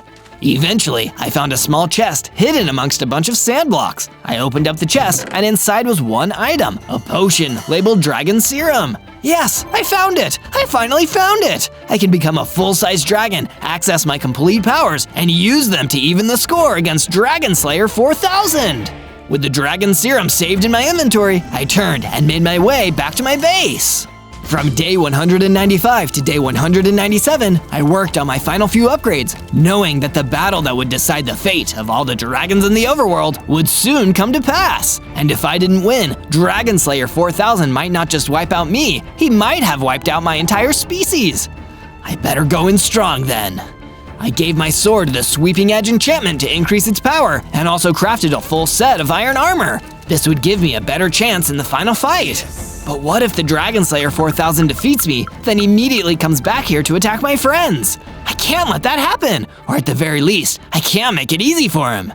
I decided that I wasn't going to, so I built the wall around my base thicker, knowing that I'd buy the Guardian of the Forest and the Witch some time to escape if that evil robot did come looking for them. It's all or nothing now! On day 198, I prepared to leave my base and go to the lush tundra so I could take on and decommission this rogue robot once and for all. But what do you want to see next from Zozo? Search ZOZO on the search bar and leave a comment on one of our videos telling us what you'd like to see next. I always love reading through them. Oh, and wish me luck on my battle with Dragon Slayer 4000. I'm gonna need it. Time to settle that age-old debate of robot versus dragon. On day 199, I returned to the abandoned factory in the lush tundra. When I entered the main chamber of the building yet again, the Dragon Slayer 4000 was waiting for me. Dragon detected. Yeah, you detected me. Well done. I'm about to get a whole lot easier to detect in a second. Attempts to intimidate me are futile, Zozo. I will be the agent of your destruction. Activate Battle Axe. Turn shields to 100%. Prepare to be destroyed. Time for you to take your own advice, you evil bucket of bolts. Before Dragon Slayer 4000 even had a chance to attack me, I drank the Dragon Serum. In an instant, everything changed. I became a huge, powerful Warden Dragon adult with the 100 hearts I had 100 days ago. But that wasn't all. I had a new power now, the Fireball attack. Dragon detected. Dragon detected. This does not compute. Compute this! Summoning up every last ounce of my strength, I fired a Fire Blast directly at the Dragon Slayer 4000. No. The blast was so powerful, he was destroyed instantly. I'd reclaimed my former glory, and the dragon-hating machine was finally gone for good. On day 200, with the evil of the Dragon Slayer 4000 finally defeated, and all my fallen dragon friends avenged, I returned back to my base. There, the Guardian of the Forest and the Witch were already waiting to congratulate me. For the first time in over 100 days, I felt like my old dragon self again, and I could finally relax. Don't you just love a happy ending? On day 1, I spawned into the Badlands as a Devil Dragon! A Devil Dragon in the Badlands? This is so rad that I don't even mind that I'm a baby! I feel like I should start a rock band or something! But before I could come up with a cool name for my new rock band, something huge and dark rose out of the ground in front of me. It was an Endergast! Oh my goodness! I've never seen anything like you before! Welcome to my domain, Devil Dragon. I am Lord Endergast, the most powerful being in the overworld. Wow, it's an honor to meet you, your lordship. Is there anything I can do for you? Yes, you can perish! Lord Endergast blew a huge fireball at me, which I only narrowly dodged, destroying the summoning circle next to me. Why did you do that? I was so polite to you. I don't admire politeness. I admire survival. That's why I'm playing the 100 Days game. And if you figure out how to play, you may just be able to survive this. How can I play a game if I don't even know the rules? But he didn't answer me. He just breathed another fireball at me, and all I could do was turn and fly away. The 100 Days game? I guess I've got to find out what it is if I want to survive. On day 2, I finally stopped after hours of flying through the Badlands, trying to escape the wrath of the nasty Lord Endergast. I can't afford to be reckless against a villain as powerful as him just yet. I only have 10 hearts. If a battle goes bad, I won't be able to survive. But my hearts weren't the only issue. My hunger meter was almost dangerously low. I needed to get my hands on some food soon, or I'd be in real trouble. I searched around the Badlands, which didn't have that much vegetation. I was so relieved when I happened upon a lone apple tree that I almost cried. Sweet, crunchy, delicious, appley goodness! Just what the doctor ordered. I knocked down the tree and started eating the apples that it dropped until I started hearing a rustling noise that sent a chill down my spine. I looked up and saw an ender creeper walking towards me. Don't be a spoil sport, Devil Dragon. My lord and master wants to play a game with you, but you've got no hope of winning if you don't keep your wits about you. But I don't want to play this game. Let's just talk, okay? And my name isn't Devil Dragon, it's Zozo. Boom! Before he could say anything else, he detonated, leaving a big hole in the ground and knocking out a huge number of my hearts. Oh no, I don't have any healing items. There's no way I could survive another attack like that. That's when my savior arrived. A fire guardian appeared in front of me. For a second, I was worried he'd attacked me, and then he spoke. You are the Endergast's latest victim. It may feel hopeless, Devil Dragon, but with our help, it is not. Come with me! So you're on my side? If there are sides, yes. The only sides I see are the survivors and the condemned. Follow me! And so I did! On day 3, I followed the Fire Guardian across the Badlands as night fell around us. It felt like the enemies coming after me could attack at any time. What is your name, Devil Dragon? I'm Zozo. I've only been here for 3 days. I don't understand why so many people are after me. It's because that monstrous Endergast marked you. To be marked means that monsters and beasts will seek you out. They will hunt you, and they will try to destroy you. But why? I didn't do anything. Perhaps he senses potential in you. Potential for fun.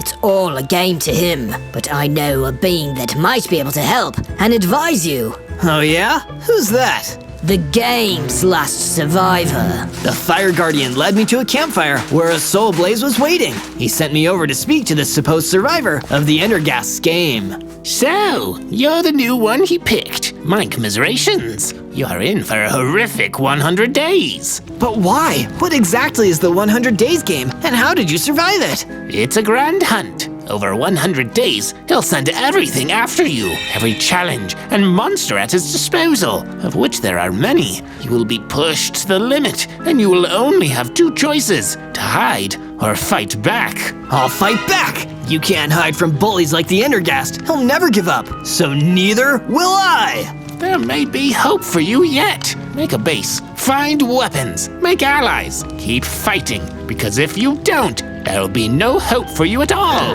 He gave me a healing potion that I took for my Ender Creeper injuries and went off on my way. From day 4 to day 5, I started following the Soul Blaze's advice. With the Fire Guardian with me as my guide, I went further out into the Badlands to make myself a base. Take these tools, Zozo. It will make your mission much easier. You can always make better ones later. The Fire Guardian gave me a stone sword and a set of stone tools, which I used to start mining stone and cutting down trees. I soon had enough to start building myself a base. It was basic at first, just 2 rooms with some beds, one for me and one for the Fire Guardian. I hope these sheets are fireproof. Once the building was done, I stepped back to look at my hard work.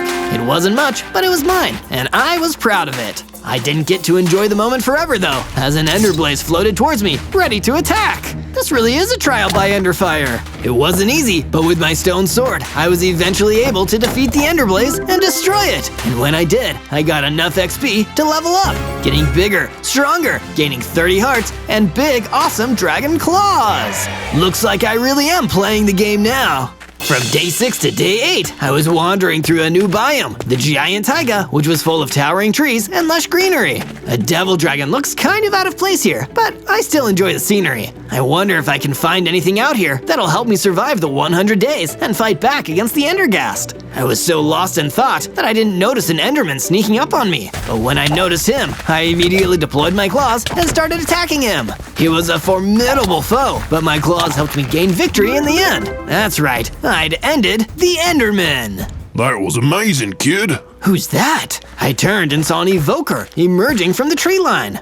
I've been hunting and tracking that Enderman for weeks, and you took him out just like that. It was amazing. Oh, thank you. I really appreciate the kind words. It's been kind of a rough week. Tell you what, wanna come help me take out another monster? I'll make it worth your while. Sure, it couldn't hurt. I mean, maybe it could, but I'm always happy to help. From day 9 to day 10, I followed the evoker through the giant taiga until we came upon a deeper, darker part of the forest. What exactly do you want me to take on out here, Mr. Evoker? Truth be told, I need your help taking on a ghast. Oh no, it isn't an Endergast, is it? Endergast? No way, I've never even heard of that. This is just a regular ghast, but that doesn't mean it's not extremely dangerous. Well then, I guess I'll make sure to proceed with caution. And even that caution didn't do me much good. The power of the ghast fireballs repelled me quickly. I had to escape just to survive, then went back to my new friend, the evoker, with my dragon tail between my legs. It's okay, my friend. Don't beat yourself up. How about we write this one off and come back to take him on another day? Thanks for your patience, Mr. Evoker. Say, why don't you come back and stay with me at my base? I really need some people on my side right now. I'll never turn down a free room. Lead the way, Dragon Boy. From day 11 to day 12, we made it back to my base, and I immediately started working on a room where the Evoker could stay. It was super easy, and before long, he had a brand new place to stay right next to my room. When I was done, he came up to talk to me about something. Hey there, Zozo. I really appreciate you making me a room, and I wanted to show my gratitude. I hope you don't mind, but while you were working, I took the liberty of making a few upgrades around the place. Come check them out.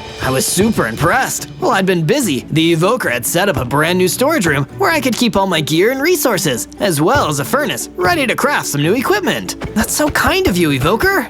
Ah, don't mention it. It's the least I could do. Anything else you need? Don't hesitate to ask. Well, to tell the truth, I could use some advice. I need to survive the Endergast's 100-day-long hunt. I don't know much about this Endergast fella, but I've been a hunter myself.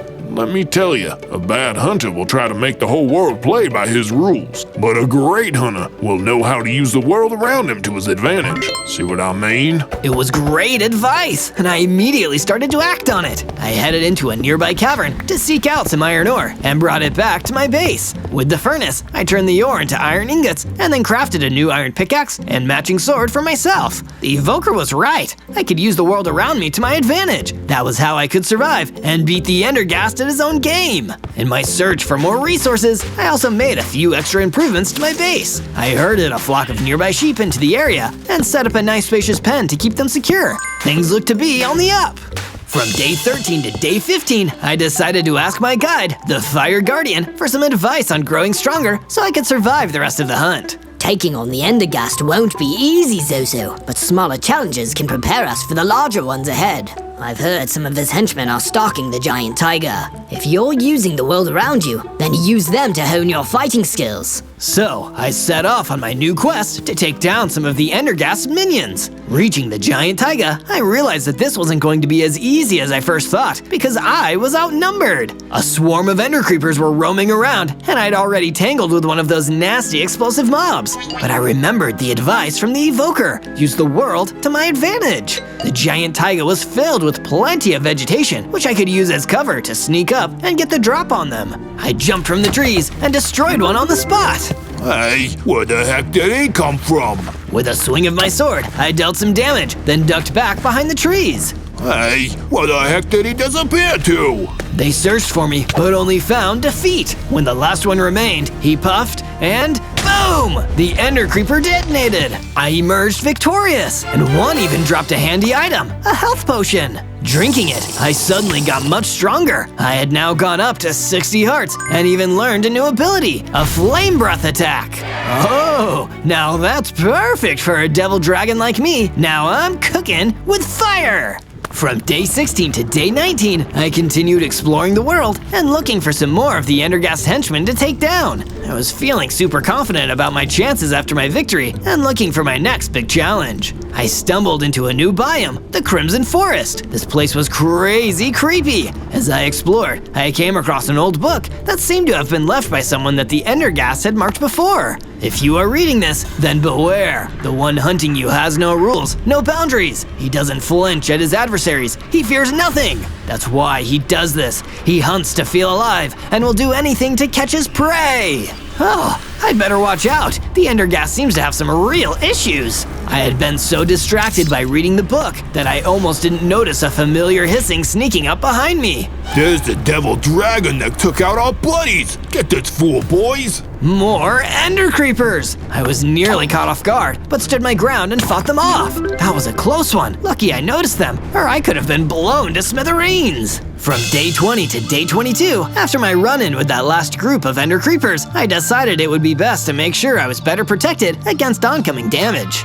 So I headed back to the mines and gathered up some more iron ore, turning it into ingots and then smelting those into a shiny new iron chestplate. With all this added armor, and still feeling confident after my recent wins, I thought it was about time I got some more experience and headed back to take care of that gas that the evoker had been hunting when we met a few days earlier. This ought to be a good warm-up for taking on the Endergast. Sneaking up like I had done before, I gave the ghast a taste of his own medicine and hurled flames its way. I was able to deal a lot of damage, destroying it on the spot. But I didn't get to enjoy the victory for long. Do you really think you'll be able to best me so easily? It was the Endergast. Where had he come from? You really ought to be more careful with how much attention you draw to yourself. I was once like you know. Weak, inexperienced. Do you think anyone made it easy for me? Of course not. I had to prove myself as the greatest hunter of all time. And I'm not about to let an upstart like you undermine me. Before I had a chance to fight back, the Endergast released a barrage of fireballs. I knew I wasn't going to win this fight. I had no choice but to take cover and retreat to safety. From day 23 to day 26, I managed to make it back to my base, but was careful to make sure I wasn't followed. Lord Endergast had already tracked me down once. I needed to be careful he didn't discover where I'd set up my base. I tried not to feel too defeated. It was still early in the 100-day challenge, and I just needed to keep challenging myself to eventually beat him. Plus, I'd already bested that regular ghast, which the evoker was really impressed to hear about. That's great! Good going, Dragon Boy! We'll make a world-class hunter out of you yet! Speaking of which, I decided it was time to get in some more practice of using the world around me to improve my chances of survival. I went off for another jaunt into the mines and gathered up the last of the iron ore I could find. I had plenty to make enough ingots to craft myself an iron helmet and a pair of iron boots. I had a much better shot at resisting incoming attacks. Now I was covered in a full set of armor. Looking good, Zozo. I had a similar idea. I've been working on protecting the base. Check out our brand new perimeter wall. The place looked great. Now I would rest easy knowing the base would be defended even while I was away. Plus, it provided added safety so I could survive for the full 100 days. From day 27 to day 31, I decided it was about time I tried to challenge myself again. If I was gonna use my environments to my advantage, then I couldn't limit myself to just the more familiar biomes I had visited. So I headed back towards the Crimson Forest. It looked like this place would be fairly easy to hide in. There wasn't a lot of light, and plenty of trees I could hide behind. Still, I needed some practice and finding good spots in the Crimson Forest to hide, because an iron golem was able to spot me with ease. Hey, you know I can see you, right? Ah, darn, I'm just trying to figure out how to survive against the Endergast. Ah, you're that devil dragon that took out his ender creepers. I gotta hand it to you. This place has been nice and quiet since you took care of those guys. But I expect they'll start to muscle in again soon. Why don't you come back to my base with me? That way, you'll be out of harm's way. Say, thanks. You're all right, Mr. Devil Dragon. Together, the Iron Golem and I headed back to base. I decided I would spruce the place up a little, so I gathered up some wool from the sheep and turned that into some fashionable decorative banners. Now we were surviving in style. Zozo, come quick! The Endergast minions are out looking for those that have been marked. Wait, they aren't here though. They haven't found me yet. No, not you, the Soul Blaze. He was the last one to be marked, and he needs our help. From day 32 to day 35, we rushed back through the Badlands to where the Fire Guardian had introduced me to the Soul Blaze. I couldn't let the Endergast get to him. He'd helped me start out on my journey. Quick, Zozo, I see commotion up ahead. A huge swarm of Ender Creepers were ganging up on the Soul Blaze, blocking us from getting to him. So, the Endergast has finally found me after all this time. Couldn't run forever, I suppose. The Ender Creepers were closing in, hissing and getting ready to explode. Before I could get close enough, there was an almighty boom, and many of them detonated, taking the Soul Blaze with them. No! Hey, it's the other marked one, the Devil Dragon. Get him, fellas! I had to fight back and managed to fend off the few Ender Creepers that were still left standing. But I was too late to save my friend, the Soul Blaze. From day 36 to day 39, I had to go and be on my own for a while. I was starting to worry that I wouldn't see this 100-day challenge through to the end. And even if I did, it seemed that the Endergast wasn't one to admit defeat so easily. Would this be my life now? Spending every day constantly on the run until Ender Creepers finally caught me? My thoughts were interrupted by the Hoglin. Oi, why the long face? Huh? It's nothing. Just thinking about some stuff. Well, you got a minute to spare? I mean, Blaze took my guitar, and I can't get it back. Sure, but you really should say please, you know. I tried to keep my focus on the task at hand. I still had plenty of days to get through, and if I was ever going to outsmart a hunter as ruthless and unruly as the Endergast, then I needed to become a better hunter myself. I tracked down the mutant Blaze. Attacking it with fire breath probably wasn't going to end well, so instead, I snuck up a nearby hill to get the high ground, then dropped towards the mutant Blaze, scratching it up with my dragon claws and finishing it off with my sword. I gathered up the Hoglin's guitar, and he seemed to be apologetically grateful. Cheers for your help there. Sorry I was so rude before. This guitar is all I've got to help me survive. I don't know what I'd do without it. You're right. That's given me a fresh perspective on things. I need to hold on to what I've still got as tight as I can. That way, I'll survive the Endergast and his unfair hunt. From day 40 to day 43, I headed back to base and back to my friends. They had helped me make it this far into the 100 days, so I needed to make sure I took care of them as much as they looked out for me. Welcome back, Zozo. I hope you're feeling better after some time alone. I am a little, but I think I'll get by with a little help from my friends. Well, I'm glad to hear that, as we are due to have more joining us soon. I hope you don't object, but without the guidance of the Soul Blaze, my fellow Fire Guardians need a refuge, so I've urged them to come here. Of course, the more the merrier. Say, have you been decorating in here? Just a few small improvements. The Fire Guardian had really been helping bring the place together with some brand new couches and bookshelves. And not a moment too soon either, seeing as his Fire Guardian buddies soon started showing up. After I had helped to greet them, the Iron Golem came up to me. Hey, Mr. Devil Dragon. You can call me Zozo, you know. My bad. I've got a favor to ask. Would you go to my old place and pick up my emerald stash? I left it behind by mistake, and I'm worried I'll get seen by one of the Endergast cronies if I head back on my own. No problem. Leave it to me.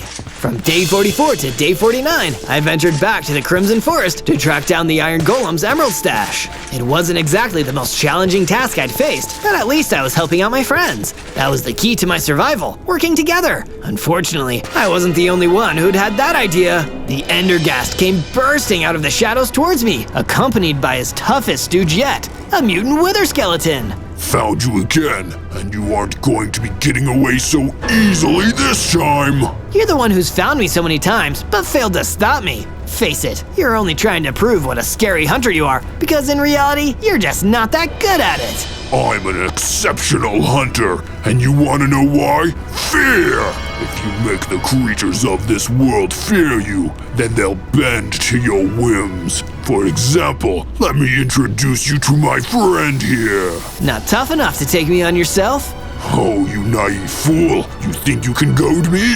This is all part of my game, making you grow confident, even arrogant, all so I can make you realize how futile your efforts were when I finally beat you! With that, he slunk back into the shadows as his mutant wither skeleton started coming towards me, ready to attack. I drew my sword and leapt into battle!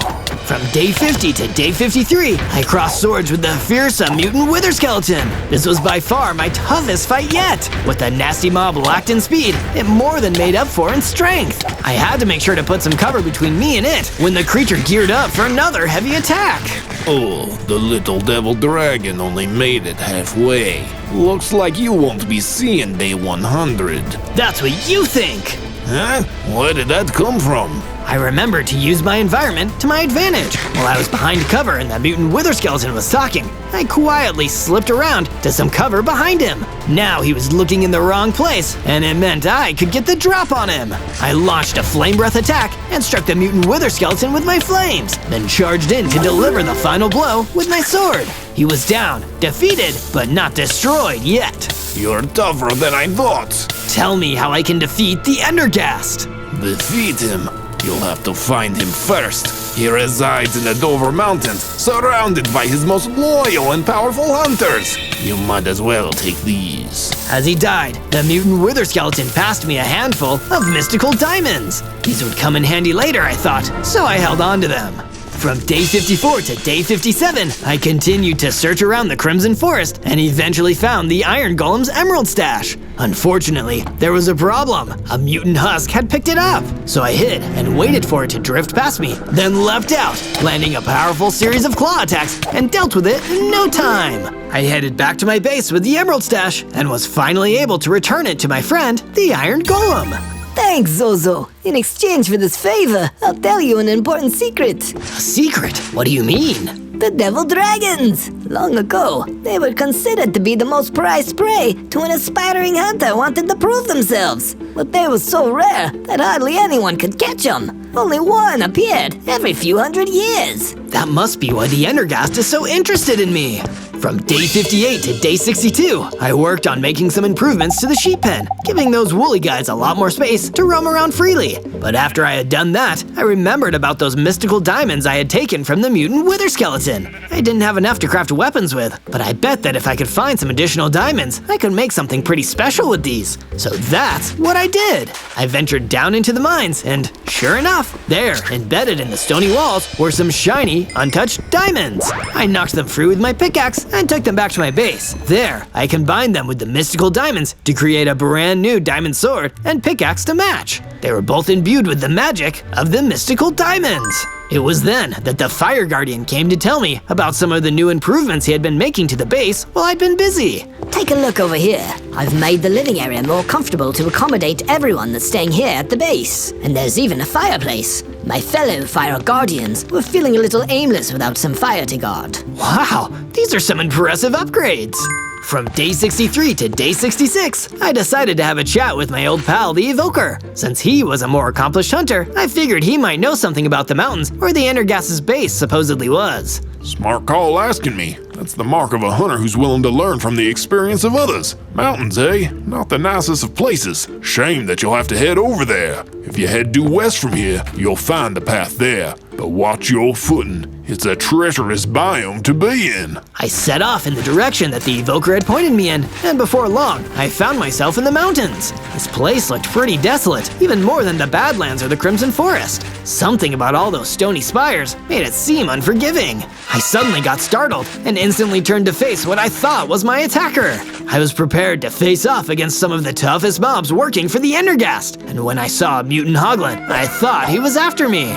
Hey, take it easy, bro. Wait, you're not here to attack me for the Endergast? What, that jerk? No way, bro. I'm a hunter. I've been on the trail of a wild blue manticore, a fascinating but aggressive beast. You look like an aspiring hunter too. Fancy coming along to show me what you got? Okay, let's go. But we should tread quietly. Don't want to attract too much attention. Ah, good call. I can tell you've done this before. From day 67 to day 70, I ventured further into the unfamiliar terrain of the mountains. The mutant hoglin hunter was a pretty good tracker and showed me some of the tracks that the blue manticore had left. I took the opportunity to get familiar with this new biome. After all, if the Endergast was hiding somewhere here, I'd need to make sure I could use the mountains to my advantage. Before long, we had found the blue manticore's lair. I took the lead, making sure I was staying nice and stealthy. Once I was at the edge of the cave, I used my flame breath to smoke out the blue manticore into the open. I leapt into action, swiping my claws at the surprised creature.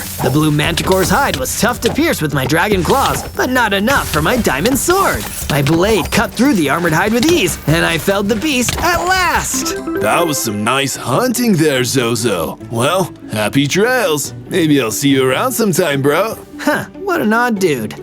From day 71 to day 74, I continued my exploration of the mountains, trying to figure out where the Endergast had hidden his base. This was a far more dangerous biome than the others I had visited. In some of the more elevated parts, one wrong step could lead to a nasty fall. While carefully navigating a mountain, I was sure that I saw a rock formation that seemed to spell out words. It read, "If you're enjoying this video, then be sure to watch more by searching for Zozo. Huh, must be a trick of light. Or maybe this altitude is making me lightheaded. I carefully skidded down to the foot of the mountain, only to see a familiar, frightening face waiting for me. It was the dreaded Lord Endergast. What do you think you're doing here? These mountains are my territory. How dare you? You think you can track me here to my mountains and expect to make it out alive? Wow, he's really mad. I didn't expect him to be so precious about the mountains. I quickly dodged out of the path of an oncoming fireball and grabbed my sword. The diamond blade caught the Endergast by surprise, and for a moment, I thought I might be able to actually get the upper hand on him. But he was still too strong, fending me off with ease as he regained his composure. I had to get out of there, and fast. It was time for another timely retreat back to the base. From day 75 to day 78, I went back to my base and sat down in my room for a bit. I wasn't feeling too good about running away from the Endergast again. I knew it was the smartest thing I could have done in the situation, otherwise I would have been done for. But it still stung a little, knowing I hadn't beaten him. Hey, you Zozo, don't let it get you down. Maybe seeing our brand new watchtower will lift your spirits. While I was gone, the Iron Golem had been working on adding a watchtower to the base so we could see threats coming from afar. I had to admit, climbing up to the top, that the view really put a smile on my face, but not as much as what happened next. Zozo, I've been looking for you. My fellow Fire Guardians and I have been working on a thank you gift for you. Here, drink this potion. I took the magical upgrade potion and suddenly felt myself getting much stronger. Wow, I now had a whole 100 hearts. And to make things even better, I had improved my fireball attack into a mighty dragon fireball attack. Now I was really living up to my devil dragon name. From day 79 to day 84, feeling more confident and much more powerful, I decided to head back towards the mountains to confront the Endergast. But when I made it back to the spot where we had last clashed, he was nowhere to be found. I did have a run-in with a fire ogre. There were so many different mobs in the mountains that this biome was almost like a whole other world. I quickly learned that fire ogres were resistant to my dragon fireball attack, but it didn't fare as well against my sword and the forces of gravity. After I defeated the fire ogre, I searched their lair for any interesting loot and stumbled upon an imprisoned black kitty. Oh, thank you. That horrid ogre wanted to eat me. Please get me out of here, and I'll show you where they keep their most prized possession. I helped out the kitty, and to say thank you, she gave me a diamond helmet from the ogre's private treasure stash. Wow, this is great! I've been in need of a new helmet. From day 85 to day 89, I was heading back when, to my horror, I was met with the awful sight of a group of ender creepers attacking my base. Hey, get the heck out of here! Scram! Look out, boys! It's the Devil Dragon! I rushed after them, quickly checking to see if my friends were okay. To my relief, nobody was seriously injured, although our poor base had seen better days. I remembered my experiences as a hunter and followed the trail of the ender creepers. I made sure to use all of my environment to my advantage, including asking a passing darkness ostrich if he'd seen those creepers. Yeah, you just missed them. They were heading that way. Take them out. Last thing we want is Endergast goons roaming these badlands. I caught up with the ender creepers and wasted no time launching a huge dragon fireball attack. But then it hit me. They were heading back towards the mountains. I could use this to my advantage too. These ender creepers could lead me to the Endergast base. From day 90 to day 94, I kept up with the ender creepers as they fled back to their boss, the Endergast. Sure enough, keeping on their trail led me right to the Endergast's hidden base in the heart of the mountains. I leapt in to finish off the last of the ghast creeper cronies. I had to make sure they didn't reveal my base's location. But before I could even think about what to do next, a huge two-headed nether ogre came stomping out of the base towards me. So you're the Devil Dragon? You don't look so tough. The boss says it's time to end this game. For good. This two-headed nether ogre looked like he wouldn't go down easy. I was in for my toughest fight yet. From day 95 to day 97, I clashed with the two-headed nether ogre. It wasn't an easy fight at all. The ogre was one tough customer. He swung at me, and I had to duck out of the way. Even with my new helmet, he could have knocked my block off. I blasted him with a dragon fireball attack and followed it up with relentless slashes of my sword. There was no way to use my surroundings to help. I just had to keep up the attack. And luckily, it finally seemed to work. A well-timed fireball knocked the two-headed nether ogre off his feet, and he came toppling over with a loud thud. Ah, dang it! The boss is gonna be so angry with me. Why even work for an Endergast in the first place? You're a tough guy. I'm sure even you can't possibly be scared of him. I got no choice. I was mocked once in his 100 days hunting game.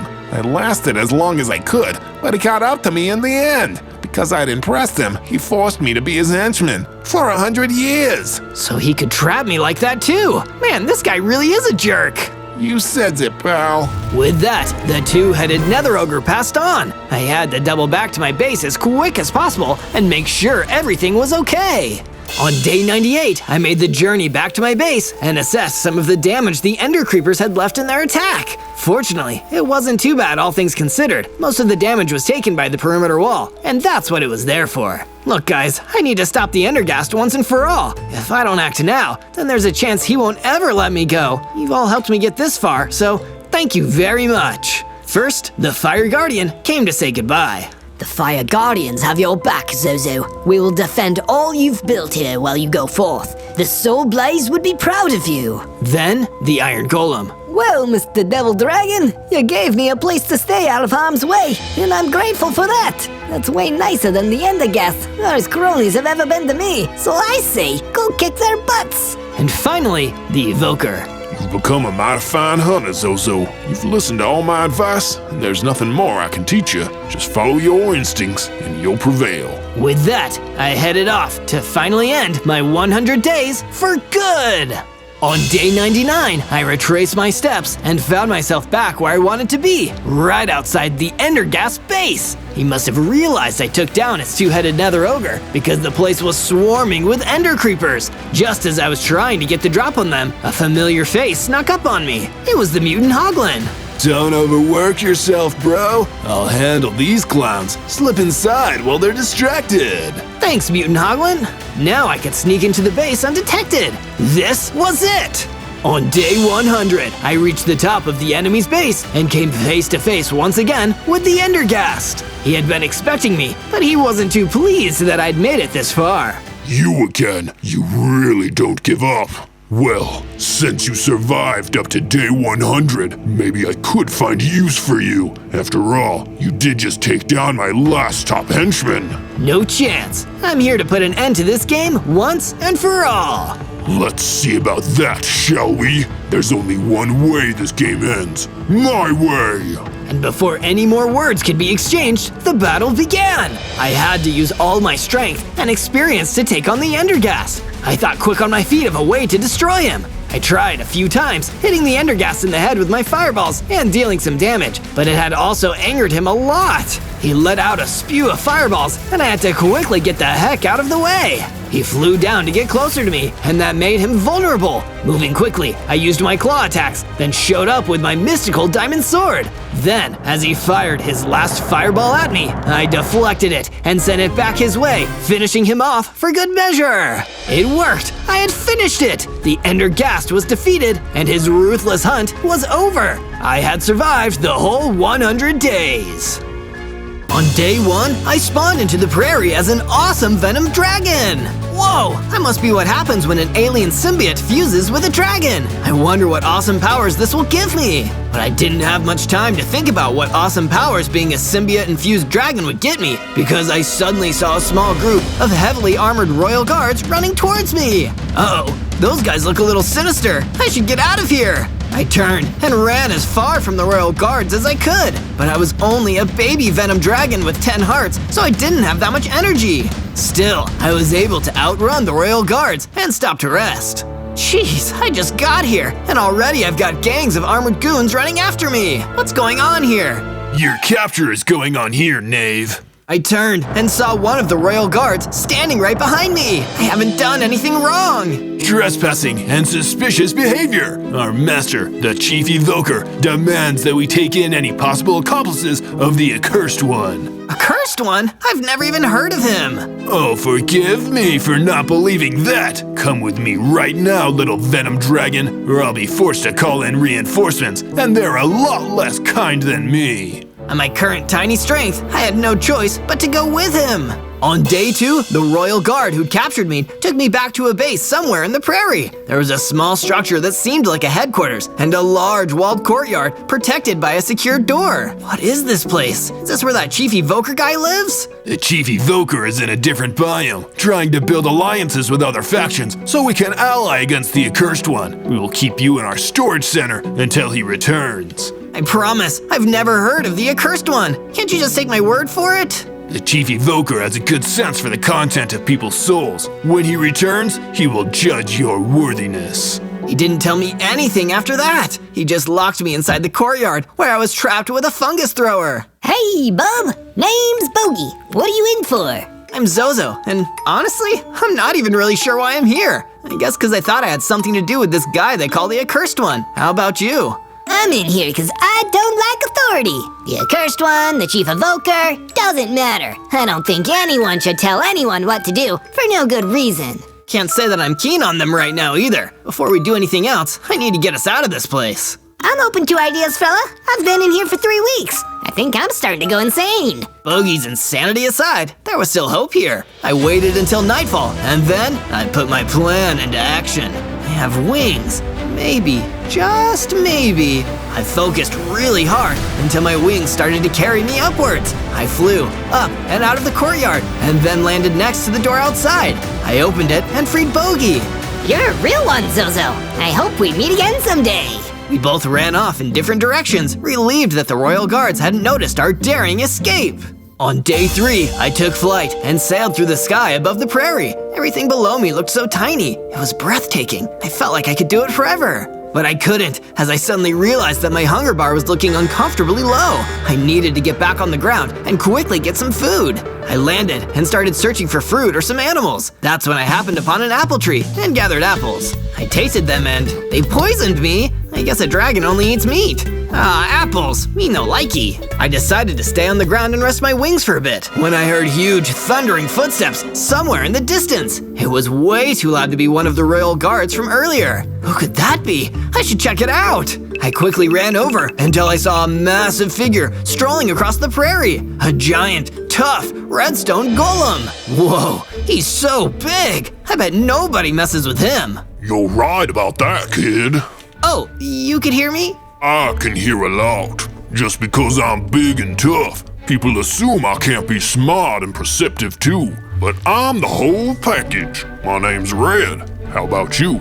I'm Zozo, and a lot of people have been giving me trouble lately. Can you teach me how to be big and tough like you? Sure thing, Zozo. So long as you pay me back. Follow me. I'm sure I can teach you a thing or two. From day 4 to day 5, the redstone golem led me to his home biome, the Red Desert. Fun fact, it's named after me, Red. I'm just that cool, you know? Whoa, you're awesome, Red! I'm so happy you're my friend. He led me back to his base and gave me a stone sword and a stone pickaxe. Take these and go make your own place. Red's a lone wolf. Well, a lone golem. You get the idea. First step of learning to stand up for yourself is learning to fend for yourself. Make yourself a base, and then we'll talk about making you big and tough, like me. Sure thing, Red. I took the stone sword and stone pickaxe and flew across the Red Desert, where I started gathering materials to build myself a cool base of my own. It was quite a sight to look at. A beautiful clock tower home I made. It felt good to have something I could call my own. I'm the Venom Dragon, and with help from Red, I'm gonna become the coolest creature in the overworld. I may have yelled that I was the Venom Dragon a little too loudly though, as a small group of royal guards appeared and came running towards me.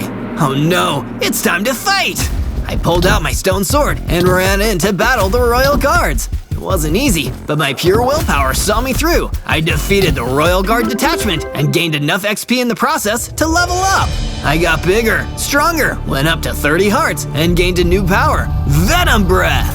Oh man, Red is gonna think this is so cool. I can't wait to show him. From day 6 to day 8, I continued to test out my powers, blowing flames onto trees and cactuses to test their strength.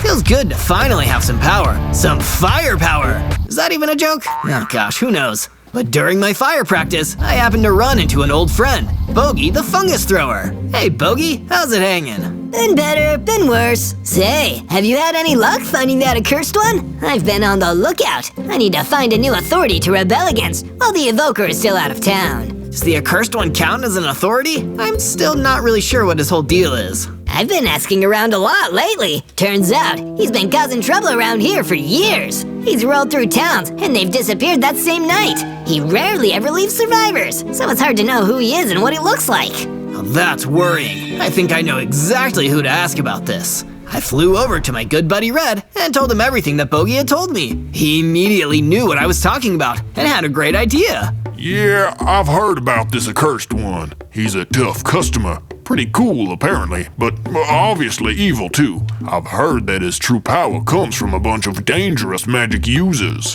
One of them is the Windcaller. He lives in the Red Oak Forest not far from here. You want my advice? Go take him out. The accursed one won't like that.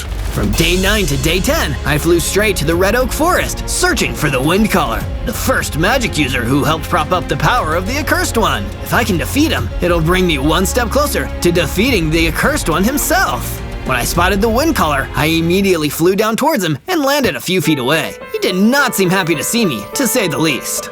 Get away from me, please! I don't want to fight. I don't want any trouble. That excuse won't work on me, Windcaller. I know the truth about the Accursed One. You're going down! The Accursed One? You think you know the truth? You arrogant little dragon! I'll show you how little you really know! He fired an energy blast at me, and the fight was on. The Windcaller was a formidable opponent because of his magic use, but in the end, I was able to take him down thanks to a combination of Venom Breath and Sword Strikes. Sadly, I lost a lot of hearts in the process. Less sadly, Bogey appeared soon after and let me drink one of his healing potions to regenerate my lost health. Bogey, I can't thank you enough. Why are you here? Were you just following me around? Nah, man. I just been told the Windcaller was the right man to speak to about finding the accursed one. But I guess you beat me to him. He attacked me first, and besides, Red told me to. You shouldn't let other people tell you what to do and think, Zozo. At least not without questioning why first. Come on, Bogey, it's fine. Red has my best interests at heart, I think. From day 11 to day 12, I returned back to Red at his awesome base to tell him that I'd defeated the Windcaller in the Red Oak Forest. Good work, Zozo, good work. Bet you're feeling tougher already, right? Just like I told you, if you listen to your boy Red, everything will turn out all right. It just felt a little weird, though. It didn't seem like he wanted to fight. Isn't that a little strange? Especially if he used to work for that accursed one guy? Don't be a dum-dum, Zozo. He just told you that to try to trick you. You can't trust everything that people say. People lie to get what they want literally all the time. Except me, of course. I'm old school. Fair enough, Red. What do you want me to do next? There are more magic users out there who want to help that big, probably handsome accursed one jerk. In the end, you can destroy that evoker. But first, you need to go back to the Red Oak Forest and take out the Geomancer. Upgrade your gear first, though. He's a tricky customer. On Red's advice, I explored until I found a deep, dark cave and followed it until I discovered a rich vein of iron ore. This is exactly what I needed. I mined enough iron ore to make the equipment I needed, then created an underground furnace to smelt it all. Soon enough, I had an iron pickaxe, iron sword, and iron helmet. Just in case of a flying accident, my head is protected. Remember to always wear a helmet when riding. But on the way out of the cave, I found another royal guard blocking my path. I found you! The evoker has returned to the base, and he requests an audience with you. Oh, I'll see the evoker soon enough, but I won't be going with you. With a powerful burst of Venom Breath, the royal guard was gone. From day 13 to day 15, I returned to the Red Oak Forest, flying through the trees and keeping my eyes peeled for the Geomancer that Red wanted me to find. It took until nightfall to find him, where I discovered him by the light of his campfire. He was just standing next to it, trying to stay warm. Rather than attacking him straight away, I hesitated, remembering that the Windcaller didn't want to fight me, or at least said that he didn't. Maybe I should at least try to talk to him first. That's the least I could do. So I descended onto the ground and approached the Geomancer. When he saw me, he didn't seem to be bothered. Hello, stranger. It's getting cold. Why don't you come over and warm yourself? I approached the fire and felt its warmth. The Geomancer didn't seem aggressive at all. I had no idea why Red wanted me to destroy him. Mind if I ask you a personal question? I don't see any harm in it. Do you have anything to do with the thing they called the Accursed One? There was a long pause before the Geomancer replied. The Accursed One is one of my greatest mistakes. It was me, the Windcaller, and the Evoker that created him. He was meant to be a weapon for good, but he developed a mind of his own. We have no control over him anymore. He's the monster we created. Something about this whole conversation unsettled me. I didn't know what to believe anymore. I needed to talk to Red as soon as possible. I left the Geomancer to his own devices and flew away. From day 16 to day 19, I flew back to the Red Desert and returned to Red's base. But to my surprise, he wasn't there. Instead, I found a note left by Red, simply reading, "I'm going to do what you should have done. Don't contact me again. We're done, Zozo." It was a devastating note to see. But before I could even properly process this, a familiar person came walking up behind me. It was Bogey. Bogey, what are you doing here? I was about to ask you the same thing. I'd come here to pick a fight with that Accursed One guy. Wait, what? Yeah, I asked around. Some big stone guy around here is that Accursed One you told me about. I figured I'd come down here and beat him up. Big stone guy? That sounds like... Oh no, I need to get back to the Red Oak Forest. I took flight again and flew back to the camp at the Red Oak Forest as quickly as I could. But when I reached the camp, the fire was out, the Geomancer was gone, and only Red remained. Red, are you? The Accursed One? Duh! I'm amazed it took you this long to figure it out. I wasn't even that subtle about it. The Geomancer told me the truth. Yeah. That's why I needed to destroy him and the Windcaller. And after this, I'm gonna destroy the Evoker too. They made me, and once they're gone, no one will be able to unmake me. That's where you're wrong. I'm going to unmake you right now! I ran in, ready to strike Red with all my might for the terrible things he'd done. And he punched me so hard, I was immediately knocked unconscious. From day 20 to day 22, I woke up, my head still aching from that powerful strike that Red gave me. Ugh, even with that helmet, getting punched in the face by a literal stone fist? That's no fun. The dead campfire next to me only reminded me of the Geomancer's horrible fate and the part I played in it. I didn't get to wallow in self-pity for long because Bogey the fungus thrower was emerging from the trees. Get up, bub. We don't have any time to waste. What do you mean? Well, we've got to defeat that big rock guy, right? The accursed one or whatever. You're not just gonna let him walk all over everyone, are you? You still want to help me, even though I used to work with that monster? Let's not focus on the past. We're not going there. Instead, let's go back to your place and work on a plan to take on and destroy that doofus before he can hurt anyone else. You know what? I think you have a point. I went back to my base with Bogey and mined enough wood to build him an entire house for himself. He deserves it with all the help he gave me so far, and this way we can be neighbors and work with each other. I showed Bogey the house, and he loved it. I'm gonna make Red realize he messed with the wrong Venom Dragon! From day 23 to day 26, I returned to the prairie where I spawned in to do some exploring. I heard the telltale sound of a creeper nearby and flew into the air to get a better look at the terrain. From up above, I saw where the creeper was. It was heading for a witch who was completely oblivious to the hostile mob. Witch, watch out! There's a creeper behind you! I flew down and landed in front of the creeper, burning it with my venom breath. To my surprise, it didn't explode and struck back with a close-range attack. I fought ferociously until the creeper was vanquished. You've creeped for the last time. After that, the witch came back and cast a power-up spell on me. Here, Venom Dragon. This should enhance your strength and increase your health. And that it did! I gained 50 hearts and some mighty shooting claw attacks! But I won't use them without just claws. Like just cause? Get it? From day 27 to day 31, I found some sheep in the prairie and decided to pay them a greeting. Hello there, sheep! The sheep's wool looked very overgrown. Perhaps they had been wandering for a while without a trim.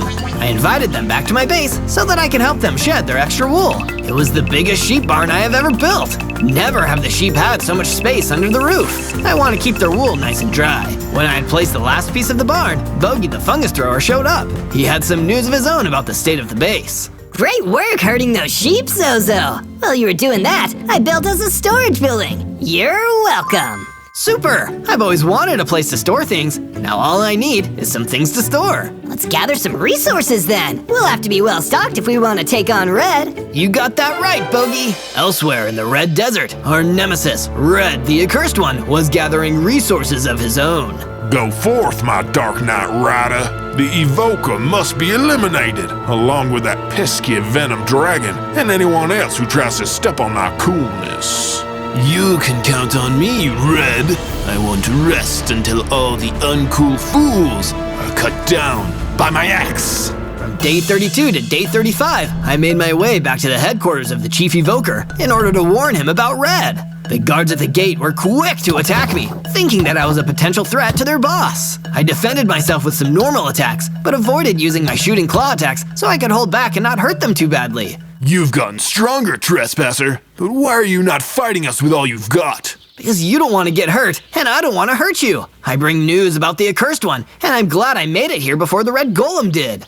He knows the true identity of the Accursed One. We should let him through to speak with the Chief Evoker. It seemed like my words had gotten through to the Royal Guards, so I followed them inside when they told me to enter the humble base to a room full of bookshelves. The Chief Evoker was standing right in front of me. He turned around and looked at my Venom Dragon form with much curiosity. Your soul is conflicted. It holds the power of both great good and great evil within it. I'm not sure how to judge you just yet. Forget about judging me. The Accursed One is coming to destroy you, so that nobody will know the secret of his creation. I should have known it would come to this. Creating that golem was a mistake that cannot be fixed. The best I can do is hide out here and hope that the Accursed One doesn't find me. You won't be able to hide forever. Not from that monster. He's too powerful.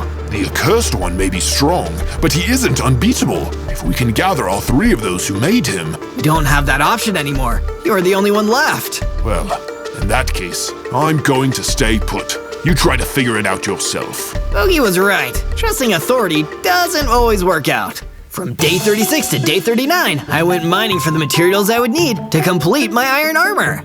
If the Chief Evoker is gonna hide from Destiny, I will face it with a full suit of armor.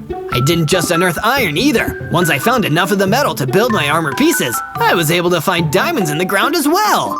Oh yeah, diamonds! These will come in handy later. I crafted the rest of the iron armor and equipped it. Now don't I look snazzy in this armor? Leave a like if you think so, and don't forget to subscribe.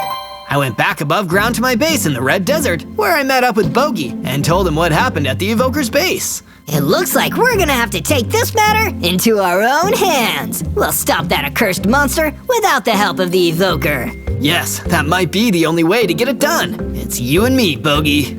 Here, Zozo, you can have my favorite machete. It'll help you the next time you're in a tough fight. I equipped the machete and gave it a couple swings. It didn't deal any more damage than my sword, but it sure looked a lot cooler. Later on, I was patrolling the outside of the base when a camel came walking towards me across the sands. You, Venom Dragon, come with me. Someone you know wants to speak with you. Bogey says I don't have to follow orders, but maybe this time I should do what this camel says. From day 40 to day 43, I went to the location that the camel specified and found out that it was none other than the Chief Evoker waiting to meet with me. I thought you were hiding, Chief Evoker. You thought right. I am hiding. Someone is coming after me. I need you to protect me. Really? Your guards throw me in prison? You let your fellow mages die, and you won't do anything about the accursed one, but now I need to help you? Only if you want to. Your soul has the potential to protect or destroy. Okay. Where is this enemy that is following you anyway? It's coming. Prepare yourself. I looked across the prairie and saw someone on a horse.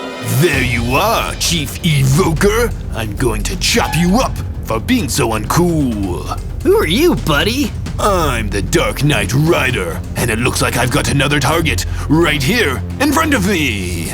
Not now you don't, because we're running away! And we did. From day 44 to day 49, I had run all the way back to my base, only to find that the Chief Evoker had arrived there before me. So it's not just hiding, but running you're also good at. I am not your enemy, Zozo. You don't need to get sassy with me. If you say so, but don't expect I'm going to let you hide here at the base. I'll return to my own base soon enough, but for now, I'm going to give you this. The Chief Evoker handed me a mace, even though I already had a powerful weapon. He also showed me a book of secrets full of magic spells. What are these for? My companions who helped forge the Accursed One, the Geomancer and Windcaller, might be gone now, but the magic we used to create the golem existed before us, and remains without them. I have written my part of it in my book of secrets, and if you can find the other two, we can enchant the mace with a breaking spell to unmake the Accursed One. Now that's more like it. I'll take on this quest and gain the power to defeat Red. Where should I start? Return to the Red Oak Forest. There you may seek the Windcaller's magical secrets. And with that, I was on my way. From day 50 to day 53, I sought the magical secrets of the Windcaller deep in the Red Oak Forest. Here, secret, here, secret. Finding secrets was a way more difficult task than I had thought, but then again, I guess that's what made them secrets. In its current condition, the mace was not a powerful weapon, so I couldn't even use it to fight regular mobs. I was about to head back home when I ran into a mummy. Did somebody say secret? As in the magical secrets of the Windcaller? Yes, I did. But don't tell anyone. It has to be a secret. I remember back when the Windcaller and those other two were first building their golem with the intention to protect us all. The Windcaller said that the golem would have the power to listen to the wind and know when others are in trouble. That probably has something to do with finding the secret, but I can't figure it out right now. I walked away and traveled off through the woods. I'd be back to scout this area again on another day. From day 54 to day 57, I was taking a scenic walk through the prairie on the way back to my base when I encountered that Dark Knight Rider who was working for Red. Time for me to ask you a question, Venom Dragon. And the answer is your demise! Why are you even working for Red, Dark Knight Rider? Don't you know that he's a loner?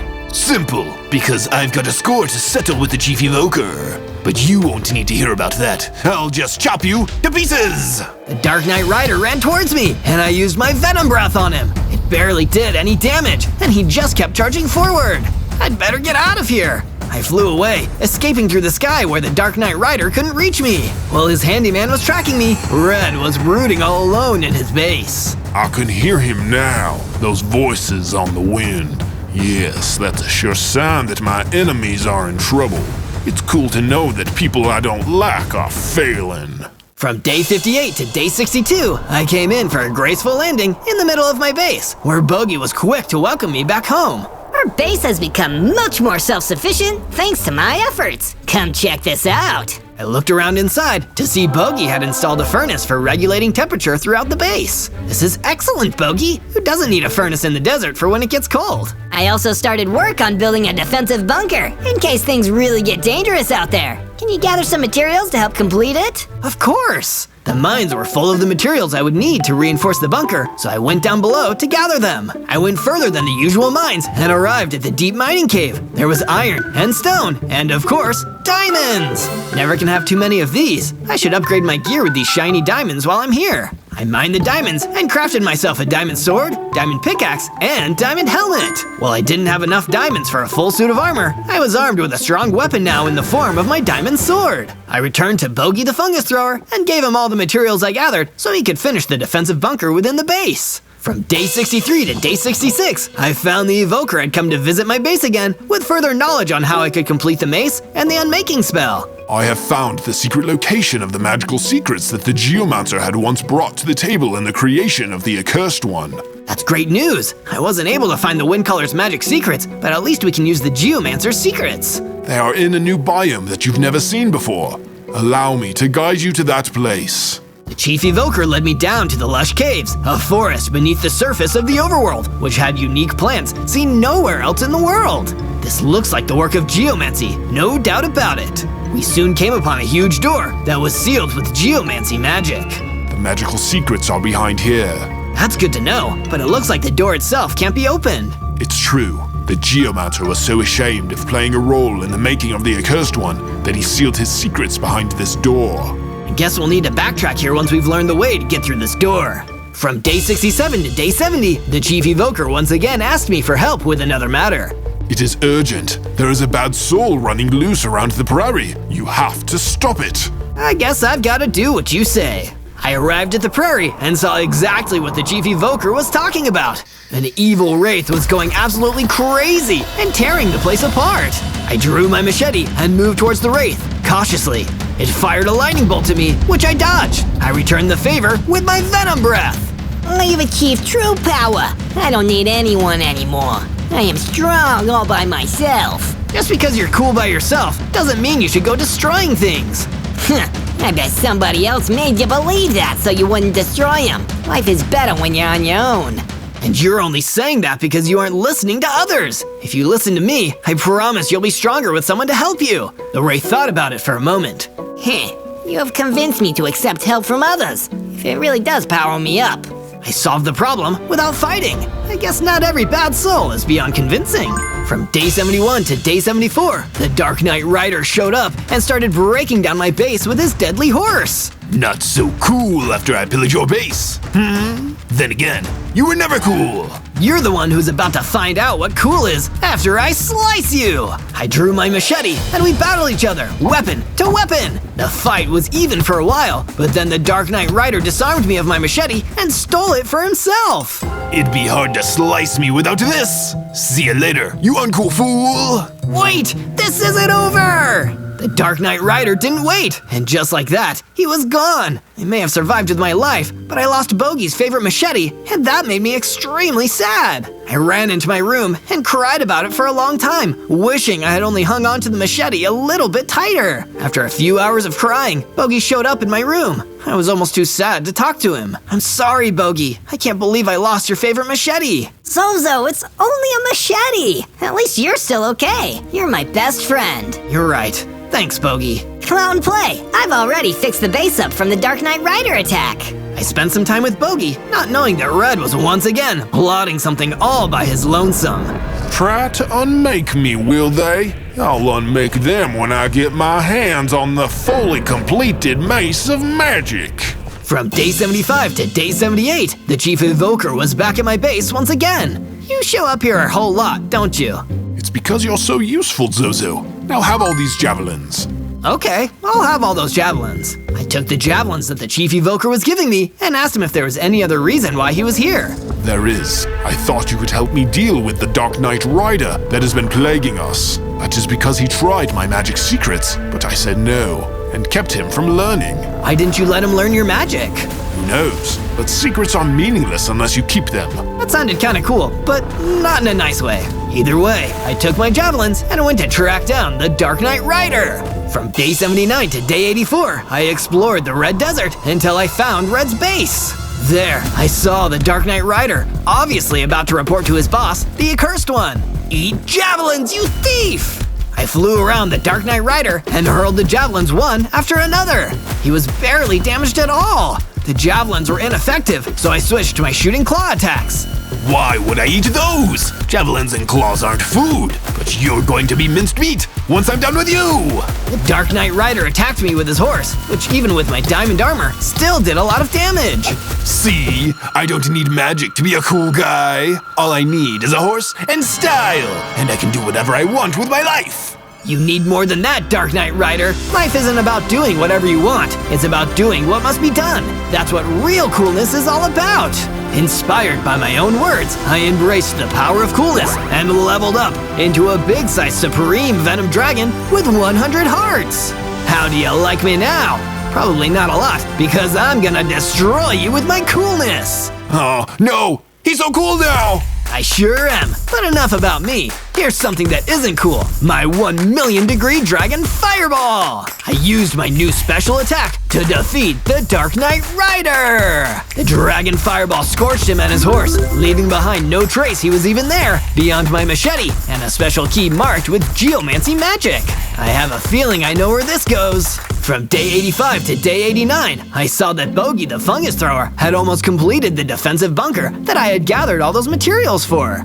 All it needs is a strong door to keep out the authorities. I can handle that. Leave it to me, Bogey. With a few more pieces of iron and glass, I crafted a set of metal warning doors and sealed the chamber by placing down the doors. The defensive bunker was complete. I'll be heading to the Lush Caves. Stay inside the bunker where it's safe. I brought the special key I got from the Dark Knight Rider to the caves and used the item to unlock the Geomancer's door. Finally, I can enchant the mace with the magic secrets of the Geomancer. On the other side of the door was a giant tarantula that spit poison at me. I struck back with a Dragon Fireball. The tarantula was too tough to go down in one hit, but the second and third fireballs hit their mark and flame-broiled the spidery mob. Now for those delicious secrets. The Geomancer had written the secrets on the wall, and as I read them, the mace became infused with power. Could this be the unmaking spell I need to defeat Red? I certainly hope it is. From day 90 to day 94, I exited the Geomancer's secret cave with the mace in my hand and found that Red was standing there in the lush caves menacingly. What are you gonna do with that, Zozo? Are you gonna try and unmake me now, punk? Are ya? It seems like the thing I must do, right? Wrong! You could be free and cool like me if you put down the mace and stood by my side. I can still show you how to be awesome. I'm not listening to you. It's unmaking time. I hit him with the mace, but the charged up magic didn't accomplish much of anything. Was the spell still incomplete?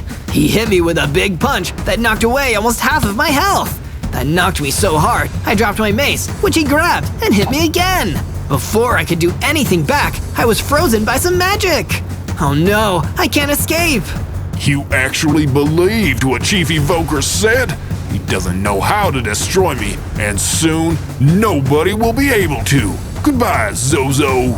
Red left, and I was still frozen by the scared still effect. I have to find a way out of here. From day 95 to day 97, I waited just long enough for the effect to wear down and go away. Now that I was released, I traveled through the lush caves. I knew that I had to talk to the Chief Evoker to find out the real way to unmake Red. When I arrived at the Evoker's base in the prairie, I found that all the royal guards were dead, and the Evoker himself wasn't far from it. Zozo, where were you? The Accursed One rampaged through here and took out everyone, including me. I tried my hardest, Evoker, but I was trapped, and Red, the Accursed One, was too strong for the unmaking spell. I guess there really is no way to undo a mistake. I was the most uncool fool of all. As he faded away, I was reminded of something I had known for a long time. I'd need to take this matter into my own hands. Red was going down. On day 98, I found my base in the Red Desert had been reduced to ruins. The sheep had all wandered far away. This was probably the work of Red, since I knew his base wasn't far from mine. I guess this desert really does belong to him now. He's made it clear that nobody else is welcome here. Since when do we have to listen to what the accursed one says? It was Bogey the fungus thrower. He had survived the attack by hiding inside the defensive bunker. Bogey, you're alive! I'm more alive than ever. We'll protect the overworld now, just you and me. I've got an idea to deal with Red. Let's hear it. You've always come through for me, just like your favorite machete. If we can take the mace from Red, we might not be able to unmake him, but we can reprogram him to be what he was always meant to be, a protector. I like that plan. On day 99, I went to Red's base and flew in circles, shooting dragon fireballs at it until he came out to face me. After a while, Red finally appeared. Give it a rest. You lost. I'm too cool to care about anybody now. That's what you think. I'm pretty cool too, and I bet you can't beat me without the mace. You mean this mace? I don't need it. He threw the mace onto the ground, and we began to fight each other. I avoided his punches and hit him with my shooting claw attacks, then my machete. Red hit me with a strong attack, and I needed to get some distance on him. I blasted him with dragon fireballs. He ran towards me and tried to punch me again, but I flew into the air to avoid them. The damage from the fight was difficult to withstand, but I bought enough time for Bogey the fungus thrower to sneak up and steal the mace off the ground. Zozo, I got it! Let's get out of here! Great work, Bogey! I shot another dragon fireball at Red to distract him, and then retreated back to the base with Bogey. Once we were there, we used all the magical secrets to change the unmaking spell into a make better spell. You stay here, Bogey. I'm gonna use this spell on Red, the accursed one, and make him Red, the reversed one. Or the nice one. On day 100, I flew back to Red's base and went inside. Red, the accursed one, was there waiting for me, but I was ready to face him. All this time you've had to learn how to be cool, but you really just learned how to keep being a fool. Actually, I've learned the best lesson of all. People who are really cool don't have to say it all the time. And they don't just do whatever they want, they do what they must. No more speeches! I will unmake you like you tried to unmake me! I was wrong, Red. I won't unmake you anymore. I'll make you better. We battled in melee combat for some time. I used the machete to chip away at his defenses until I could use the make better spell from the mace. The spell worked its secret magic, and soon Red was starting to seem a whole lot less mean. He grew in size and changed his color to a friendly green, becoming a golem with a kind streak as big as his arm span. Wow, I don't want to be a loner anymore. I want to protect other people. And everything was better!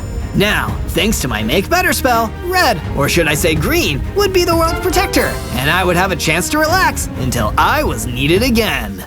On day 1, I spawned into the deep dark forest as a skeleton dragon, one of the coolest and spookiest kinds of dragons there is. Well, I guess I'm more of a baby skeleton dragon. I must have just come out of the skeleton altar. That's gotta be why I only have 3 hearts. And what's this in my inventory? A void worm eye? What would I use that for? That's when I saw a skeleton horse riding out of the trees towards me. For some reason, she looked worried. What are you doing here, baby skeleton dragon? I just got here. My name's Zozo. What's going on? It's dangerous to be in this forest at night. We need to get out of here. Before I could ask any more questions, I saw shadows in the dark between the trees. And suddenly, I felt uneasy. Zozo, we have to leave. Now! Mr. Dark is here. Mr. Dark? Who's Mr.? A tall, shadowy figure appeared in the trees behind us. At first, all I could see was his glowing purple eyes. No need to run away. Why don't you come with me, little ones? I'll take you to Playland. We'll have toys and games and candy. I just know you're going to love it. I knew in my dragon bones I couldn't trust this man. He creeped me out just standing near him. So me and the skeleton horse ran away as fast as we could. You can run, little ones, but I'll take you all to Playland soon. We took refuge in a nearby cave to wait out the rest of the night, worried Mr. Dark might find us at any moment. What's your name, skeleton horse? Sally. I'm Sally the skeleton horse. Thanks for the save, Sally. On day 2, Sally the skeleton horse and I emerged from the cave with the sun shining high up above. We're safer during the daytime. I've only ever seen Mr. Dark under the moonlight. We decided, with a little less pressure on us, to start exploring the rest of the forest. It definitely wasn't so scary with the sun shining in through the trees. Maybe we should collect some apples. That's a good idea, Zozo. A skeleton horse is still a horse, and I love apples. We happily collected apples until a huge shape came lumbering out of the dark. It was a skeleton dragon, a huge adult skeleton dragon with black bones. Oh wow! Hey, Mr. Skeleton Dragon, I'm Zozo, and I'm one of your kind. The adult skeleton dragon seemed relieved to see me. Oh, thank goodness. I've been looking for you everywhere. I'm in terrible trouble, and I need the help of another skeleton dragon. I just didn't expect you to be so small. I may be small, but I've got a big heart. How can I help you? A friend of mine, the blue skeleton dragon, was taken by something. Some tall, shadowy entity, and I need help in getting him back. That sounds just like Mr. Dark. He terrorized us too, but don't worry, we'll help you get your friend back from Mr. Dark no matter what. Thank you, Zozo, and friend. For now, I must go. Stay safe. The adult skeleton dragon flew away, leaving me and Sally alone. It was time to work on our first base, so we started breaking down trees and collecting sticks and wood. I was able to build a crafting bench and made my first set of wooden tools and weapons. These would be perfect for my first base. We found a clearing in the forest and started building ourselves a humble wooden shack with one bed and a stable outside. But all the while, Sally looked a little concerned. What's wrong, Sally? That's skeleton dragon's friend. We better work hard at getting him back. Mr. Dark only keeps people at Playland for 100 days. After that, well, you don't want to know. And she was right. I really didn't. On day 3, I was wandering through the forest looking for apples to eat and more supplies that I could use to upgrade my base. Nothing like fresh air and a walk to make a morning happy and healthy. But during my walk, I saw a hulking figure behind the trees, a mutant skeleton. He looked big and a little scary, so when he turned around and looked at me, I ran for the hills. Not today, mutant skeleton. I returned to my base, where I felt a lot safer and started mining into a nearby hill to gather some stone. Then I made my first set of stone tools, a stone sword, and even started building a sturdy stone wall around my base. But as I was building my wall, I was suddenly approached by an angry-looking gang of rogue tomatoes. They somehow looked both silly and like they meant business. Don't you laugh at us, bub,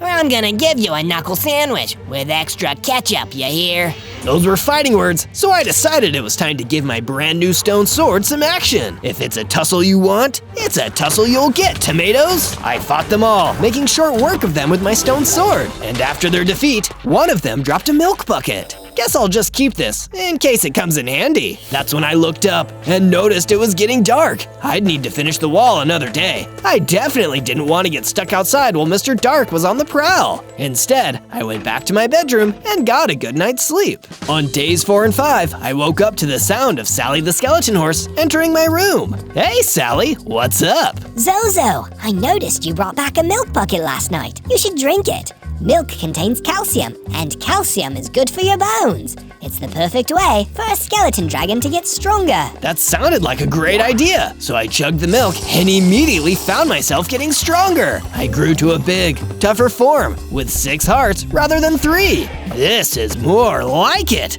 I'm gonna go take a walk in my new form. I'll finish up the wall while you're out. So that's what I did. But this time, I didn't want to just walk through the forest. I went all the way to the desert so I could feel the heat on my bones.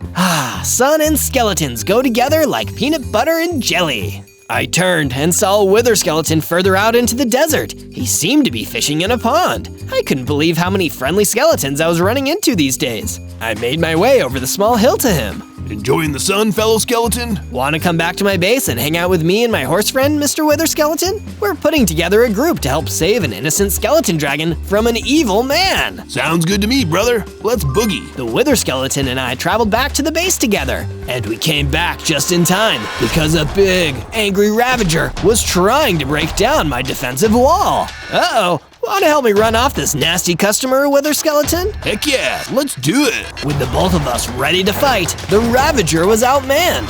We didn't manage to defeat it, but it did run away. By then, it was already almost nightfall. We needed to get some sleep, in case Mr. Dark came out looking for us. I installed a second bed in my cabin, as well as some more furniture, and invited the Wither Skeleton to come stay with us. Sounds good to me, brother. Sleepover time. On days 6 through 8, me and the Wither Skeleton went out into the forest and collected some more yummy apples. But that wasn't all we were looking for. We found the same cave that Sally and I had hidden in the first night I arrived here. It's mining time! And then I mined all over that cave. It didn't take me long to find enough iron and coal to smell myself some new weapons and tools. Iron weapons, iron tools, I'm really moving up in the world. After leaving the cave with our loot and returning to the forest, we were suddenly ambushed by the same Ravager, looking for revenge. Be ready to fight, Wither Skeleton. This won't be easy. I was born ready, Zozo. But sadly, he wasn't actually born ready.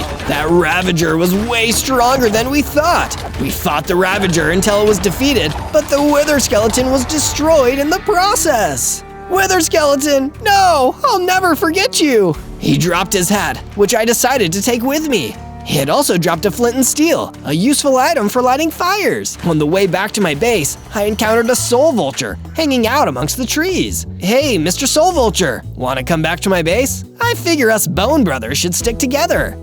Is it cozy? The coziest in all the forest. Well, I can hardly say no to that, can I? The Soul Vulture came back to my base with me, where I built him his own room. I also used some of my excess iron to create an iron golem to guard the base. Now I can sleep a little easier. On days 9 to 10, I was woken up in the middle of the night by something scratching my window. I looked up and saw Mr. Dark, his bright purple eyes staring in through my window. He was so creepy, I could barely stand it. Mr. Dark, how did you get past my guard wall and my iron golem? Mr. Dark gave a creepy little giggle. I can go anywhere I want, at any time I want, Zozo. No walls are too high, no trenches are too deep, and no golem is too strong.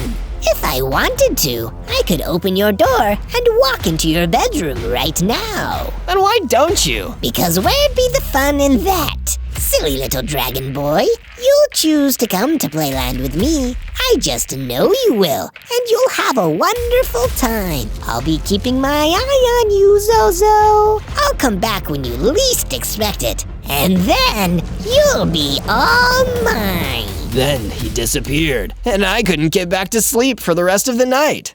On days 11 through 12, still feeling shaken up from my encounter with Mr. Dark the night before, I decided to build some base improvements. I made the wall taller and started digging a trench around the outside of the wall, so the only way to get in or out would be the front gate, guarded by my iron golem. This should keep that nasty midnight creep away. After my work was done, Sally the skeleton horse approached me with a suggestion. Zozo, you should train yourself and get stronger by visiting new biomes. How about a trip to the beach? Yeah, I could use a trip to the beach after a week like this. I made my way to the beach with Sally for a mixture of relaxation and hardcore strength training. And it didn't take long for us to need it, because a bunch of angry iron chickens started attacking us. We're the iron chicken muggers, and believe us, we can be pretty foul. So you better hand over all your bucks.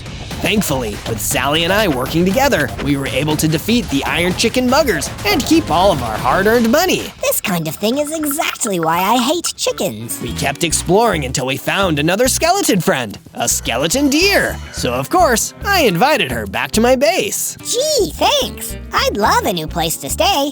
I've been getting tired of all this sand. The skeleton deer followed us back to the base, where I built her a new section of the stable to sleep in. This is so comfy. Thanks, Zozo. Don't mention it, skeleton deer. And by the way, I saw you fighting the iron chickens. You were good, but if you want to get better, I recommend seeking out the necromancer. He can mentor you to greatness. The necromancer? That sounds like a plan. On days 13 to 15, I left my base and began searching the forest for the necromancer. I'm sick of being afraid and hiding away when the bad guys come. I want to be strong enough to be brave and fight back. But it turned out I was talking to myself a little too loudly because an angry stone monster came running at me through the woods. Uh-oh, sorry about the noise. I'm guessing we can't just talk this out. He did not want to talk it out. Instead, he chased me and I ran as fast as I could on my skeleton dragon legs, but he was faster. Oh no, oh no, no, no, no, no! But just as he was about to catch me, something burst out of the tree line as quick as a flash. It was the mutant skeleton I'd run away from earlier. He pulled out his bow and easily defeated the stone monster, really saving my bones. Thank you, mutant skeleton. I'm so sorry for running away earlier. I guess I learned a valuable lesson about judging on appearances. No problem, Zozo. I know I can look a little scary sometimes, but really, I'm out here trying to help. Wanna come and stay at my base for a while? I'm putting together a team. I'd love to, but there's too much work to do protecting people out here. Perhaps I'll drop in for a visit sometime, though, eh? Me and the mutant skeleton went our separate ways, and I continued searching for the fabled necromancer until I saw a gremlin hopping around, looking clearly distressed. What's wrong, little gremlin? I'm in trouble, man. These, nasty jungle spiders have been chasing me all day, and I'm worried they're gonna get me. Stand back, little gremlin. This sounds like a job for Zozo. With my trusty sword, I found that nasty swarm of jungle spiders and took them out before returning to the gremlin. Whoa, Zozo, you're like a real hero. That was awesome. No problem, little gremlin. Say, you know where I might be able to find a necromancer? Oh, the necromancer. You'll find him in the west of here. Keep heading in that direction, and you're sure to meet him. Thank you, Gremlin. That's exactly what I needed to hear. For days 16 to 19, I began my journey west in search of the necromancer, until I heard a terrible crashing noise coming from the distance behind me. It sounded like it was coming from my base. I immediately turned tail and ran all the way back, only to see that my defensive wall had been destroyed, and a dangerous zombie taiga was attacking my base. What are you doing, you meanie? It's nothing personal, kid. Mr. Doc told me to do this. If I don't hurt you, he'll hurt me. That's just the way it is. I turned and saw something awful. He'd already destroyed the skeleton deer and the soul vulture. Sally, the skeleton horse, was my only companion left. That's it. You're going down. I pulled out my sword and attacked the zombie taiga, but it seemed like he deflected the hits without any effort. He was almost unstoppable. That was just embarrassing. If you couldn't defeat me, you'll have no hope against Mr. Dark. I'm out of here. And with that, the zombie taiga fled, leaving me in the ruins of my base with two of my friends. Gone! I feel useless, like I can't protect anyone. That's when a gang of mossy skeletons turned up. They looked frightened and said they'd heard I'd been offering other skeletons a place to stay. Of course you can stay here, new buddies, but I'm gonna need to make a few renovations first. I built a new barracks on the side of my base for the mossy skeletons to live in. They seemed quite happy with their new place, and I took the time to rebuild some of the defenses that the zombie taiga destroyed. But I can't just defend my base. I need to be able to defend myself too. I mined for more iron and coal until I had everything I needed to smelt myself a new set of iron armor. I may have lost a battle, but I wouldn't lose the war! On days 20 to 22, I left my base to search for some statue building materials. After all, a cool statue is great for inspiring everyone to do their best. But on my way out to mine some stone, I was ambushed by a green troll with an axe to grind. Well, more specifically, he had a giant fist. I've got no interest in feeding any trolls today. With my sword at the ready, we engaged in a tense duel. Thankfully, with my new iron armor, I was able to withstand his attacks and defeat him. Iron and bone beats flesh. Afterwards, I traveled further through the forest until I stumbled upon a desert with the remains of a giant skeleton. Whoa, this is perfect for building a cool statue, and I know exactly what I'll make with them. I started mining the ribs one by one, making sure I didn't fall into the pools of lava. By the end of it, I had all the bone blocks I'd ever need. On the way back, I encountered a herd of wild sheep grazing and decided I'd tame them and lead them back to the base, because you never know when some wool will come in handy. When we reached the base, I made a new, fenced-off section where the sheep could graze and be left to their own devices. And with that out of the way, it was time to start statue building. Laying down the base is one of the most important parts, so the statue doesn't just tumble over. Can you guess what the statue is gonna be yet? Let me know down in the comments. From day 23 to day 26, I returned to the forest to search for the necromancer. I needed his teachings to help me get stronger and defeat Mr. Dark. While wandering through the woods, I got attacked by a nasty gang of rotten rats. They tried to bite me and give me some nasty diseases. When it comes to rats versus skeleton dragons, rats don't win. I defeated the last of them with my iron sword and continued searching. On the way, I ran into a wither skeleton jockey riding a spider. He reminded me of the wither skeleton who used to be my friend. Hey, Mr. Wither skeleton jockey, wanna come back and stay at my base? Nice offer, but no thanks. There are some evil things lurking in these woods, and I've learned not to trust anyone. Maybe some other time. All right, suit yourself. Stay safe out there. It felt like the day had been a total waste as I journeyed further into the forest. But just as I was ready to give up, I saw the necromancer himself, sitting on a rock and meditating. No way! The necromancer! Is it really you? Those who seek me will find me, little skeleton dragon. And I assume you've been seeking me. I have. I want you to mentor me and help me become more powerful. Well, young dragon, with great power comes great... Well, you have to have a good reason to have great power. So, what is your reason? I don't need it for myself. I need it to defeat Mr. Dark and save everyone he's captured. That, little dragon, is a good reason. Your training begins now. For days 27 to 31, the necromancer gave me my first challenge. To defeat an entity as evil and spooky as Mr. Dark, you need to learn to conquer your fear. It's okay to be afraid, Zozo, but true courage is knowing that there are some things you must do, even if they make you feel afraid. What would you have me do, Master Necromancer? Do you see that nearby cave? It contains a monster. I want you to go in there and defeat it to help gain control of your fear. If you complete this first challenge, I'll give you a reward. I believe in myself. I can do it. Good, and you can take this bat to help you. It will freeze your opponents for 3 seconds. May it come in handy. I took the necromancer's bat and went into the cave. It was dark and scary, and I could feel myself getting nervous, but I took deep breaths and kept going. I needed to strengthen my courage to defeat Mr. Dark. The deeper parts of the cave weren't any better, only some lichen and mushrooms giving off faint light. Suddenly, a scary, growling soul eater leaped out of the darkness toward me, ready to attack. I stayed calm and hit the creature with my bat, studying it. I'd passed the test.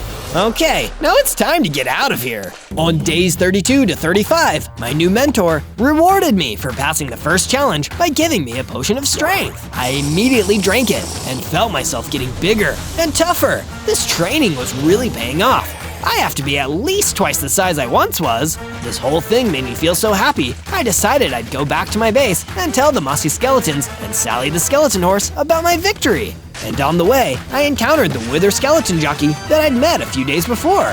Hey, jockey! Have you had any second thoughts about coming to my base? Well, now that you mention it, I have been getting some eerie vibes lately. Maybe we should stick together after all. But those eerie vibes didn't come from nothing. Neither of us noticed it, but the day had gotten away from us. The sun was going down, and the night was upon us. That's when Mr. Dark himself came creeping out of the trees. Ooh, new friends. I'll take you to Playland with me. We'll have so much fun. He grabbed the wither skeleton jockey with his long, spindly arms. Zozo, help me. I'm being kidnapped. But I couldn't help him. Mr. Dark was too fast and too strong, and all I could do was run. My base may have been the only place that was safe at night. On the way back, I encountered an ancient spirit villager who started chasing me, and I was too afraid to even fight him. I just ran away. All that training, useless. I don't know if I'll ever be able to defeat Mr. Dark. On days 36 to 39, I woke up and took the jockey spider to the stable when I heard noise coming from my front gate. I made my way over to see a familiar face waiting outside of my base. It was the same zombie taiga who attacked my base and destroyed Soul Vulture and Skeleton Deer. This time, he's going down. I ran out, ready to fight. This time, I had full iron armor, so the zombie taiga's attacks weren't nearly as strong. What sorcery is this? Mr. Dark told me you'd be easy to defeat. This isn't fair. With the help of my new strength and the bat that the necromancer had given me, I defeated the zombie taiga and avenged my fallen friends. Speaking of friends, Sally the skeleton horse approached me with a wonderful idea. Zozo, we should make our way to the stone shores. I've heard that some of the friendlies over there have created some awesome upgrades. Oh really? Then there's no time to waste. We hightailed it over to the stone shores, where we saw an innocent skeleton being hassled by an ogre. We couldn't let that stand. Get away from that skelly! Sally and I charged in, and that was enough to scare the ogre away. He seemed thankful and gave us 2 rewards, the knockback upgrade, which increased the power of my weapons, and a treasure map. You hear that, Sally? We can use this to search for buried treasure. Now that sounds like a cool adventure to me, Zozo. Let's do it. For days 40 to 43, Sally and I followed the map until we arrived in the warm, dusty Badlands. We were getting a little nervous because it was almost nightfall.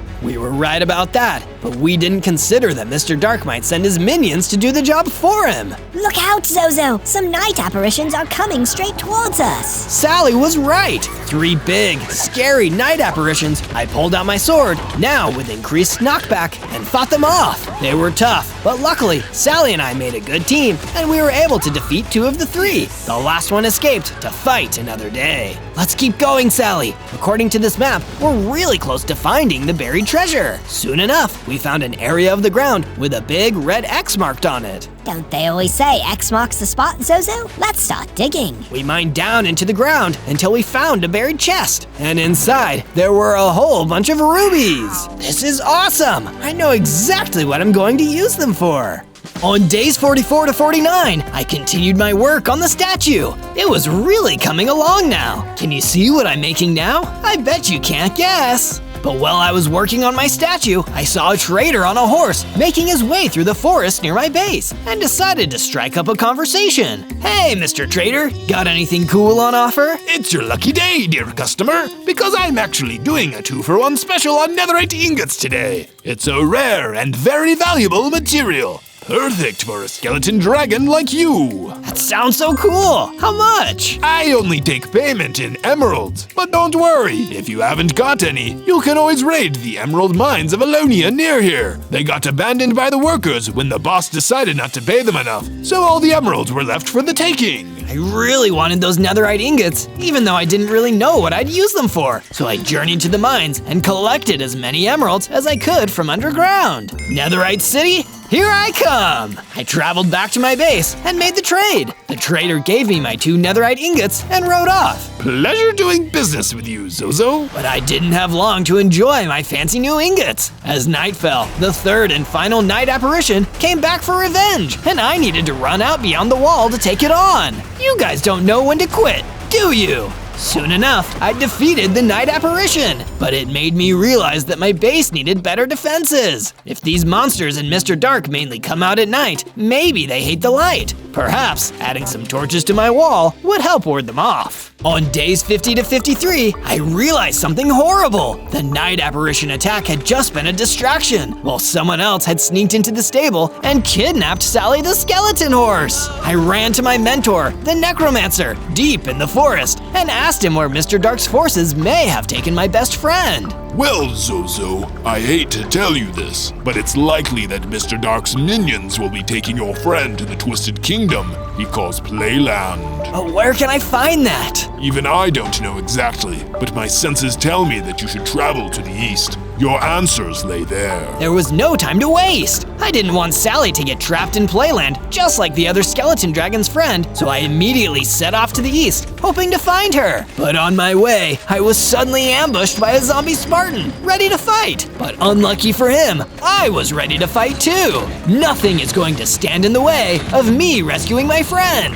The zombie Spartan was tough, but I had the power of friendship on my side. It didn't take me long to strike him to submission with my enchanted sword. In his defeat, the zombie Spartan dropped something, 2 voidworm mandibles. I already have a voidworm eye. I better take them. They might come in handy. On days 54 to 57, having defeated the zombie Spartan, I continued searching for Sally the skeleton horse, and my search soon led me to a deep cave. Suddenly, it felt like everything got much darker around me. I'm never going to let Mr. Dark take you to Playland, Sally. That isn't your choice, Zozo. I turned and saw one of the shadows in the cave moving with bright purple eyes. It was him, Mr. Dark, standing right behind me. Do you want to come to Playland with me now? What did you do with her? I swung my sword, and Mr. Dark teleported out of the way, appearing right behind me. She's playing with my friends right now, but later she'll play with me. Do you want to play with us, Zozo? I tried to hit him again, but Mr. Dark was too fast for me. He hit me with one of his long, spindly arms and knocked me up against the wall, knocking out half of my hearts in one strike.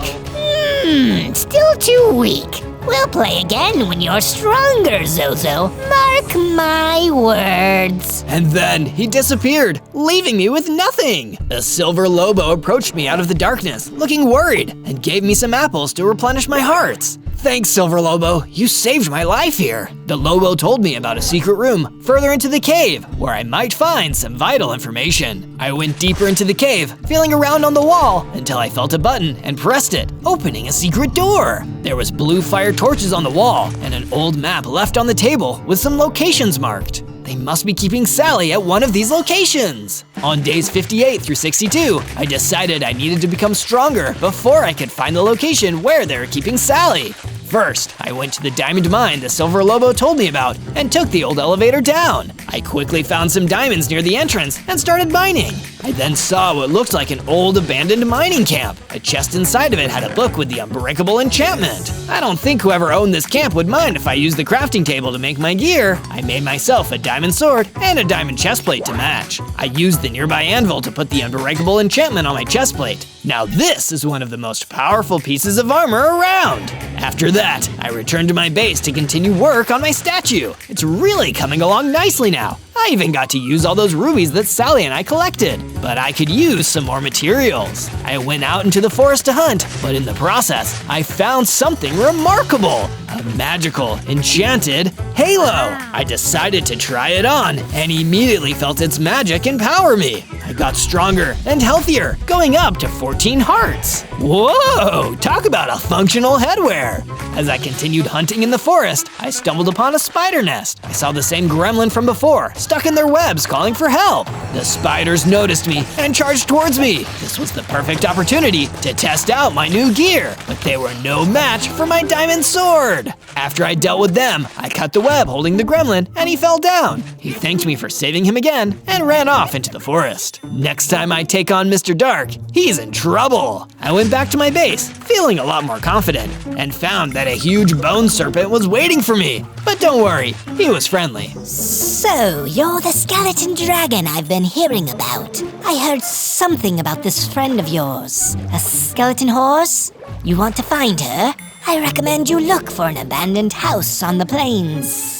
Finally, a break in the case. You're a lifesaver, Bone Serpent, literally. Want to stay at my base? Well, since you're offering, why not? I built a new room with a pool where the Bone Serpent could stay. But by then, it was already nighttime. Mr. Dark would be on the prowl. I'd go find Sally first thing in the morning. On day 63 through 66, I was preparing to go on a rescue mission for Sally. But before I could leave, my mentor, the Necromancer, arrived to give me a gift. Zozo, I wanted to give you a gift before you went on your quest. Mr. Dark is a mutant Enderman, and this dagger will do extra damage against Endermen. But be warned, it'll be incredibly weak against anything that isn't an Enderman.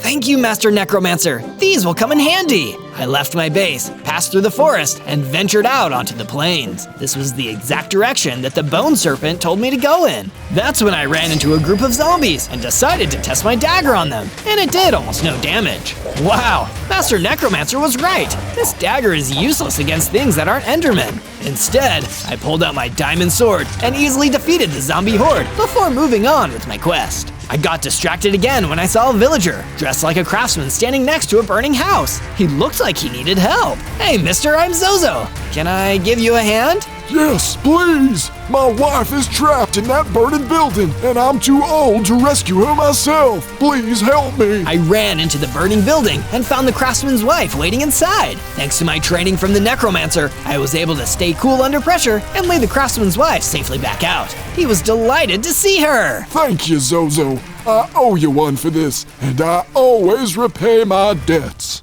On days 67 through 70, I arrived at the abandoned house in the plains where I figured they must be holding Sally. This place looks so spooky, but I need to do the right thing, just like my mentor taught me. I carefully entered the house, trying not to be detected. I noticed that there was a broken end portal inside. That's weird. But I was quickly distracted by the sounds coming from upstairs. I drew my sword and ran upstairs, seeing Sally the skeleton horse locked in one of the rooms. Don't worry, Sally, I'm here to help. Wait, Zozo, it's a trap. 3 Endermen suddenly appeared all around me. I tried to fight back, but I wasn't fast enough. They kept teleporting and attacking me back. Little by little, I was backed into the corner. It looked like I was a goner until I saw something on the floor. Is that a potion of fortitude?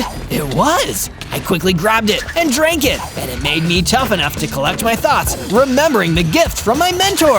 I pulled out the dagger and charged in. He was definitely right about its strength against Endermen, because soon enough, all 3 were defeated, although I barely survived that. I went to free Sally from the locked room. We celebrated for a moment in the room before I let her out and headed towards home. Let's go and rest, Sally. I've missed you. I shared some of my apples with Sally as we walked home, happy to finally be reunited.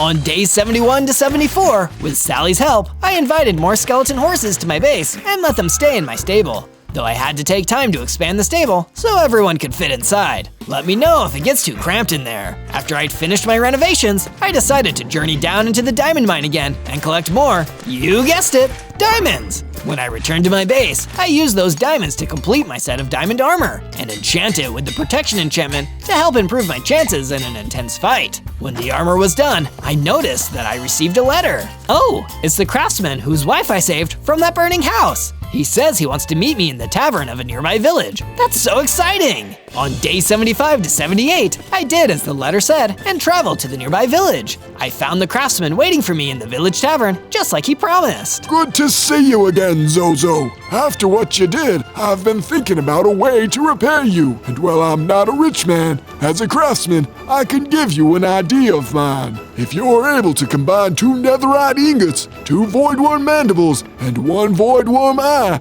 you could create a dimensional carver, a special pickaxe that can teleport you between locations. Wait, I have all of those materials. That's incredible. I can build one right now. Thank you, Mr. Craftsman. I made my way over to a nearby crafting bench and made myself a dimensional carver and gave it a practice swing. Boom! I was teleported to the village outskirts with a group of great beasts charging at me. Uh-oh, better get out of here. I swung the dimensional carver again, and boom, I was back in my base. Wow, this tool is amazing, though I'll save it for emergencies in the future. On days 79 through 84, I started building a new storage shed for extra supplies in my base. You never know when you'll need the extra storage space. Then, I made a full set of armor for Sally, so she could be better protected when she's wandering through the forest. This is great, Zozo. Thank you. But then, I was running low on materials, especially stone and wood, so I decided to head out into the forest to cut down some trees and mine some more stone. While I was mining and lumberjacking, a passing mage noticed me and approached. Excuse me, young skeleton dragon, but would you happen to be Zozo?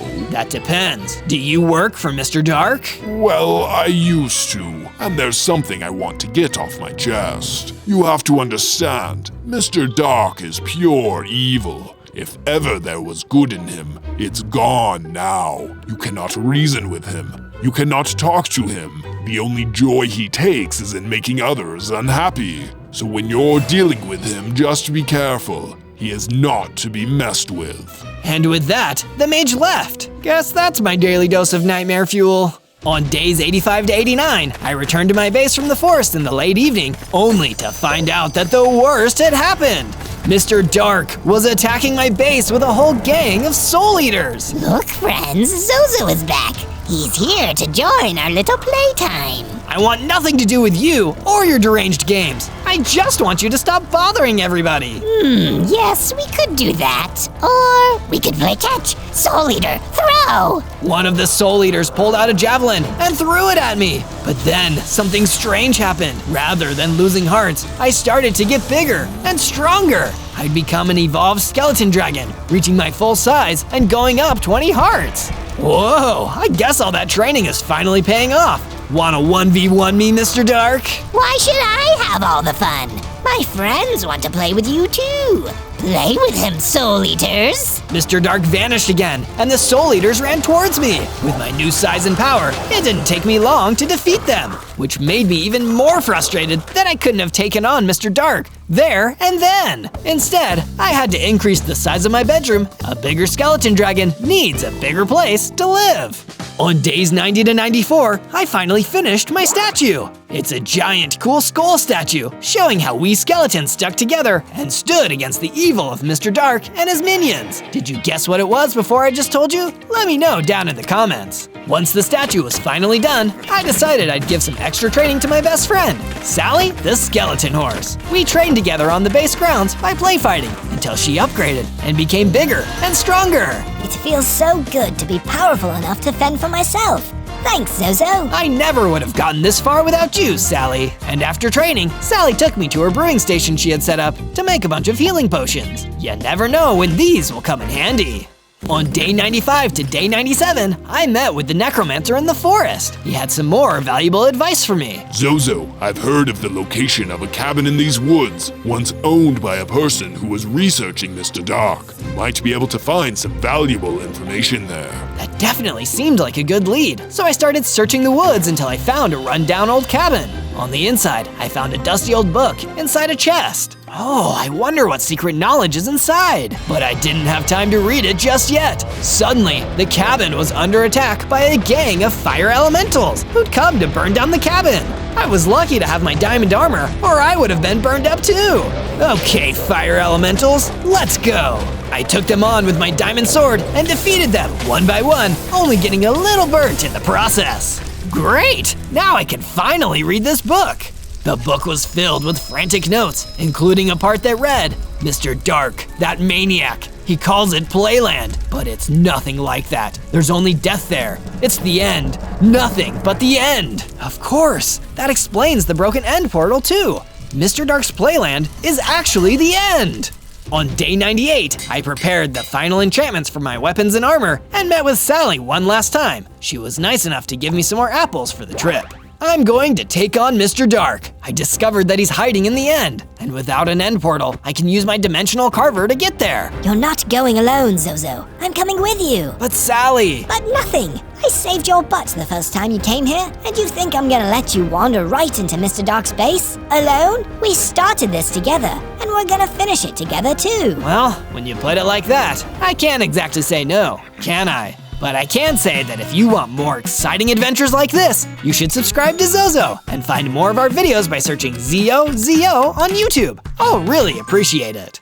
On day 99, Sally and I were ready to take the fight to Mr. Dark and free everyone that was still trapped in Playland. Let's do this, Zozo. Let's make it so the people of this world never have to fear the night again. That's what I'm talking about, Sally. Sally stood close to me, and I used the dimensional carver to teleport us all the way to the end so we could storm Playland together. But as soon as we arrived, we were immediately surrounded by a gang of Endermen. I immediately regret this decision. Yeah, me too. I pulled out my handy dagger, ready to fight off the Endermen, when I realized that they weren't here for me. They surrounded Sally, too fast for me to stop them, and grabbed her. They teleported away, taking Sally with them to who knows where. Sally, no! I knew why they'd done it. They were working for Mr. Dark, and Mr. Dark wanted me to face him alone. On day 100, I walked deeper into the end alone, looking for Mr. Dark. He didn't seem to be anywhere around here. That's when I noticed a cage containing a skeleton dragon just like me. I'd finally found him. Don't worry, fellow Draggy, I'll get you out of here. I heard an evil laugh behind me, and Mr. Dark appeared. You've come to play with me, at long last. I knew you would in the end, little one. I'm not so little anymore. I pulled out my dagger and turned to attack Mr. Dark, but he teleported out of the way and hit me again. He was even stronger than I remembered. Thankfully, I had a spare potion of healing to take to offset the damage. Play along, Zozo. It's no fun if you don't play. I tried to attack him again, but it was like fighting smoke. Every time I went for him, he teleported out of the way and attacked me back. It felt like all of my training was for nothing against him. You don't play fair, Mr. Dark. That's because it's no fun to play like that. And I'm sorry, Zozo, but you're starting to feel awfully boring to me. I looked behind me and saw that a giant chasm had opened up in the ground behind me. It was so dark down there, I didn't even know if there was a bottom. You'll find more friends down there, Zozo. You'll never want to leave.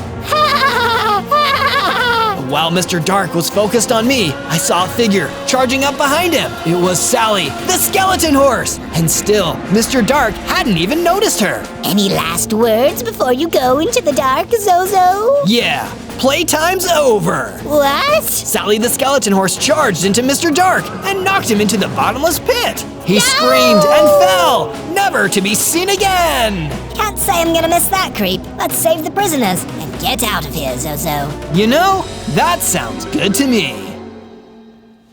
On day 1, I spawned in as a mutant dragon. Whoa, I'm a dragon, but it looks like I'm a mutant one. I had spawned deep underground in a mine shaft, and I noticed I had an iron pickaxe equipped already. Looks like there's one thing to do: dig. I figured every good dragon needed a treasure hoard, and since I was a mutant dragon, I needed to find some uranium to fill my lair. Most dragons would prefer gold or silver, but uranium is perfect for me. As I was digging, I stumbled on some ore, but a bar guest showed up and attacked me.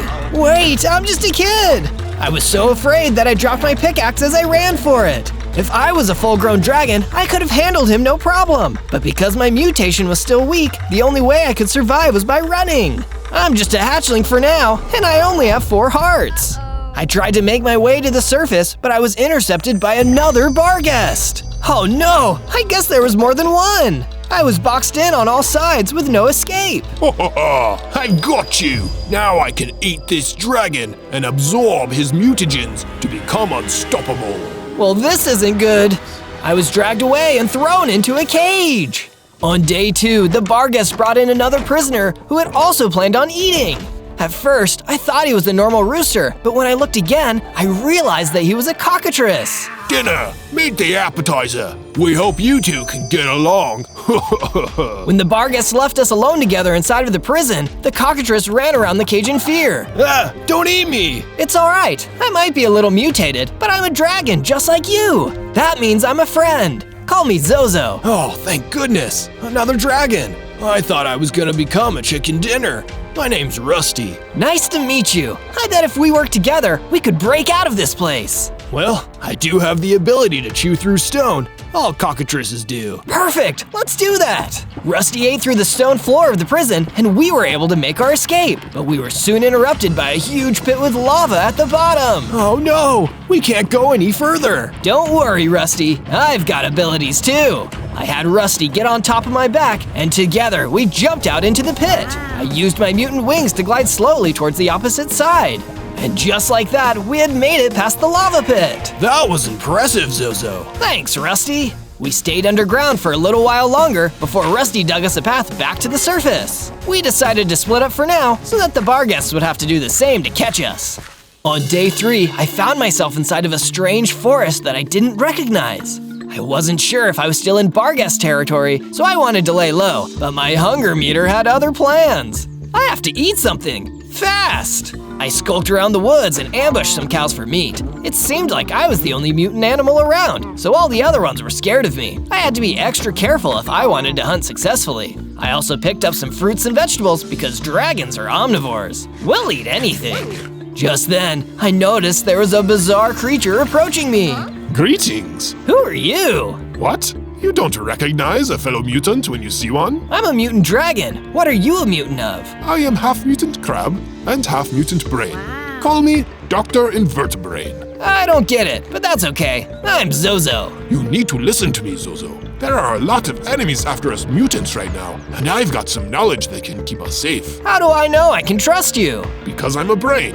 It's my job to be smart and think of things, so you just leave that part to me. This way. Then Dr. Invertebrain crab walked deeper into the forest. I wasn't sure if I should follow him, but I felt like I'd be in more danger if I didn't.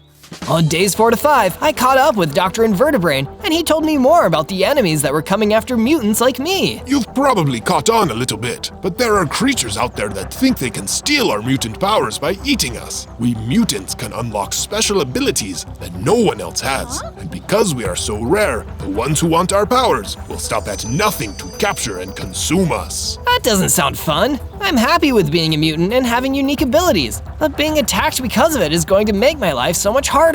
Mine too. I suggest you try to awaken your greater mutant powers as soon as you can. Those will help protect you against the enemies. Thanks for the tip, Doc. One more thing. Here are some stone tools to replace the pickaxe you lost. Another way to keep safe is to make a base where they can't get to you. With the new set of stone tools that Dr. Invertebrain had given me in hand, I set off in search of a safe area to build my base. It had to be a place where I could keep a nice treasure hoard, as well as store all the food I had gathered up in the strange forest. I reached a small valley between two hills and decided that it would work. I began working on my base straight away, and it was coming together nicely. Eventually, I'll have a nice big lair where I can store all of my belongings. I had barely started when the same Barghest from before showed up again. You won't escape this time, Zozo. Suddenly, he attacked with full force, trying to capture me again. I drew my stone sword and tried to fight back, but he was too strong. That's when I remembered what Dr. Invertebrain said to me back in the forest. I have to unlock my greater mutant powers. I concentrated, and seconds later, I was able to use a breath weapon of green energy that blasted the Barghest back. It wasn't fire like you might expect for most dragons, but I wasn't most dragons. I was a mutant dragon, and the Barghest was done for. Suddenly, I felt my dragon powers tingling, and I started to get bigger. And whoa, I've gained 6 more hearts. I felt stronger than ever before. Maybe I could do this after all. On days 6 to 8, I left the base to go search for Rusty. I figured since the Barghest wouldn't be bothering me anymore, he would also want to know. I had a feeling that my problems as a mutant were far from over, but at least I could tell my fellow dragon friend that he was safe. I wonder what Invertebrain really meant about enemies. It couldn't have been just the Barghest, because they were pushovers once I activated my real powers. This thought stayed with me until I met up with Rusty next to the strange woods. Hey, Rusty! Zozo! I took care of those guys that were trying to eat us. We should be safe now. That's great news, but you should still be careful, Zozo. I've heard that there's a bad guy on the loose who is trying to gain mutant powers the same way that those Barghests wanted to. Sounds bad. I'll keep my eyes out. Thanks, Rusty. When I got back to my base, Dr. Invertebrain was waiting there. I told him that it was true that there was still a bad guy out there hunting mutants, and he agreed to tell me more. I too know about this evil hunter of mutants. In fact, I once had to deal with him face to death. His name is Zed, and he is the Duke of Dragons. The Duke of Dragons? You mean the ruler of dragonkind is after me, even though I'm a dragon? It makes no difference to Duke Zed whether you are a dragon or not. As long as you are a mutant, he will try to steal your powers. From now on, you must be wary of every dragon you meet. Did that also include Rusty? I was starting to get worried about our friendship. There has to be a way I can go live with other dragons, even though I've been mutated. There is one way. If you find a way to pass your mutant powers onto someone else, then Zed would have no reason to come after you. That might work. Do you have anyone in mind? I just might, but in order to do it, we need a power transfer stone, which can only be found on Sunny Mountain. In that case, I'm off to get the stone. On days 9 to 10, I made the trip out to Sunny Mountain to seek out the power transfer stone that Dr. Invertebrain had told me about. I had to find a way to become a normal dragon so I wouldn't have to worry about people trying to steal my mutant powers. The path up the mountain had no trees, so the sun was beating down directly on me. Now I know where the name comes from. Farther along, I noticed a ruined set of standing stones, and I thought that maybe that was where the power transfer stone was. I went over to investigate, and a Geonock appeared. So, another mutant has come to claim the power transfer stone. Dream on!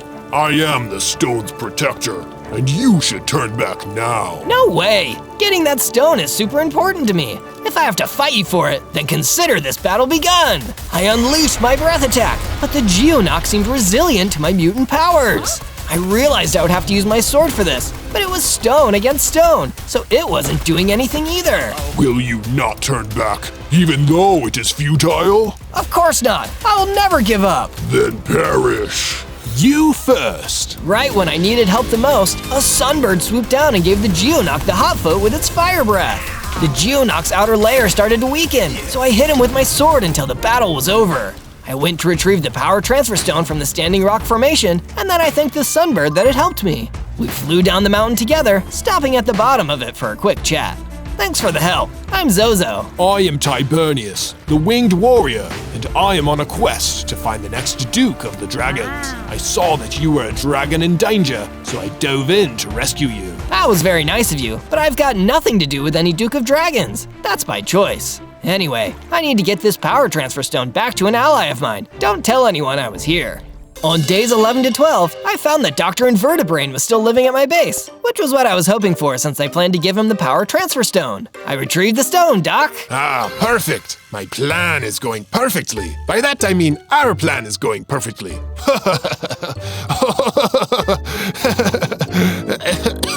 I didn't think it was that funny. But anyway, what else do I need to do in order to transfer my powers away? Eager to get to the next phase, are we? Well then, pay attention, because this is where things are really going to get challenging. I'm listening. You must place the power transfer stone within the mouth of a magic idol that sits on a nearby island. I'll show you how to get there. Excellent! I can't wait to be free of my powers. I can't wait either. I still didn't know what Dr. Invertebrain was laughing about, but I figured he was just remembering an inside joke. On my way to Idle Island, I stopped by an open cave to dig for iron ore. A strong suit of armor should protect me in case anyone working for Duke Zed tries to capture me. Unfortunately, the cave was full of hyenas, so I needed to do multiple sweeps with my green energy breath weapon to clear them out. Once I had cleared the cave of the hyenas, I collected the iron ore. Then I went back outside and flew off towards Idle Island. On days 13 to 15, I came ashore on the island and saw the idol waiting for me to place the power transfer stone in its mouth. There were signs all over the place with messages that said, "Here, Zozo," and "Transfer your power here." I want to feel welcome, but I'm starting to just feel creeped out instead. Was Dr. Invertebrain not telling me something about the idol? Maybe he had been planning to do something with the power transfer stone for longer than I thought. But then again, he'd still have to have known my name, and we didn't meet that long ago. This was getting too weird. So instead of placing the stone inside the idol, I jumped back into the air and flew back towards my base. I needed answers about all of this, and I was convinced that only the good doctor could give them to me. On days 16 to 19, I was surprised to run into Dr. Invertebrain in the field while I was still on my way to the base. He noticed that I still had the power transfer stone in my possession. Why didn't you put the stone in the idol's mouth like I asked? I'm sorry, I didn't mean to not listen to you, but that place was really weird, and I have some questions about what has been going on. Questions for me? Well, I am a brain, so I should be smart enough to give some good answers. First, why hasn't Zed sent any minions after me? You said he would, but I haven't seen any signs of it. Second, why did it seem like you had been to that island and knew my name before you met me? You should ask better questions, Zozo.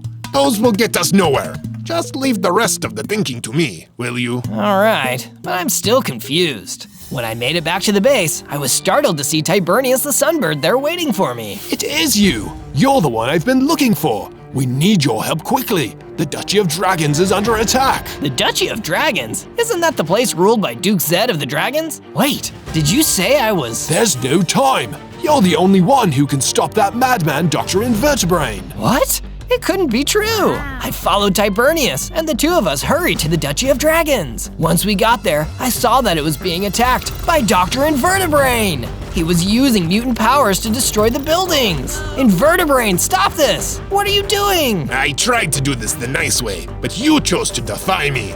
Now, because of you, your people will suffer. I don't understand. You said the dragons wanted my powers. No, you fool! I want your powers so I can become the most powerful mutant who ever lived, and I would have had them too if you had just placed the stone in the idol. I'm not doing that. I'm not listening to you anymore. You're going down. I charged in and prepared to use my powers, but he hit me with a mutant energy attack before I could. Due to the power of it, I was knocked out cold.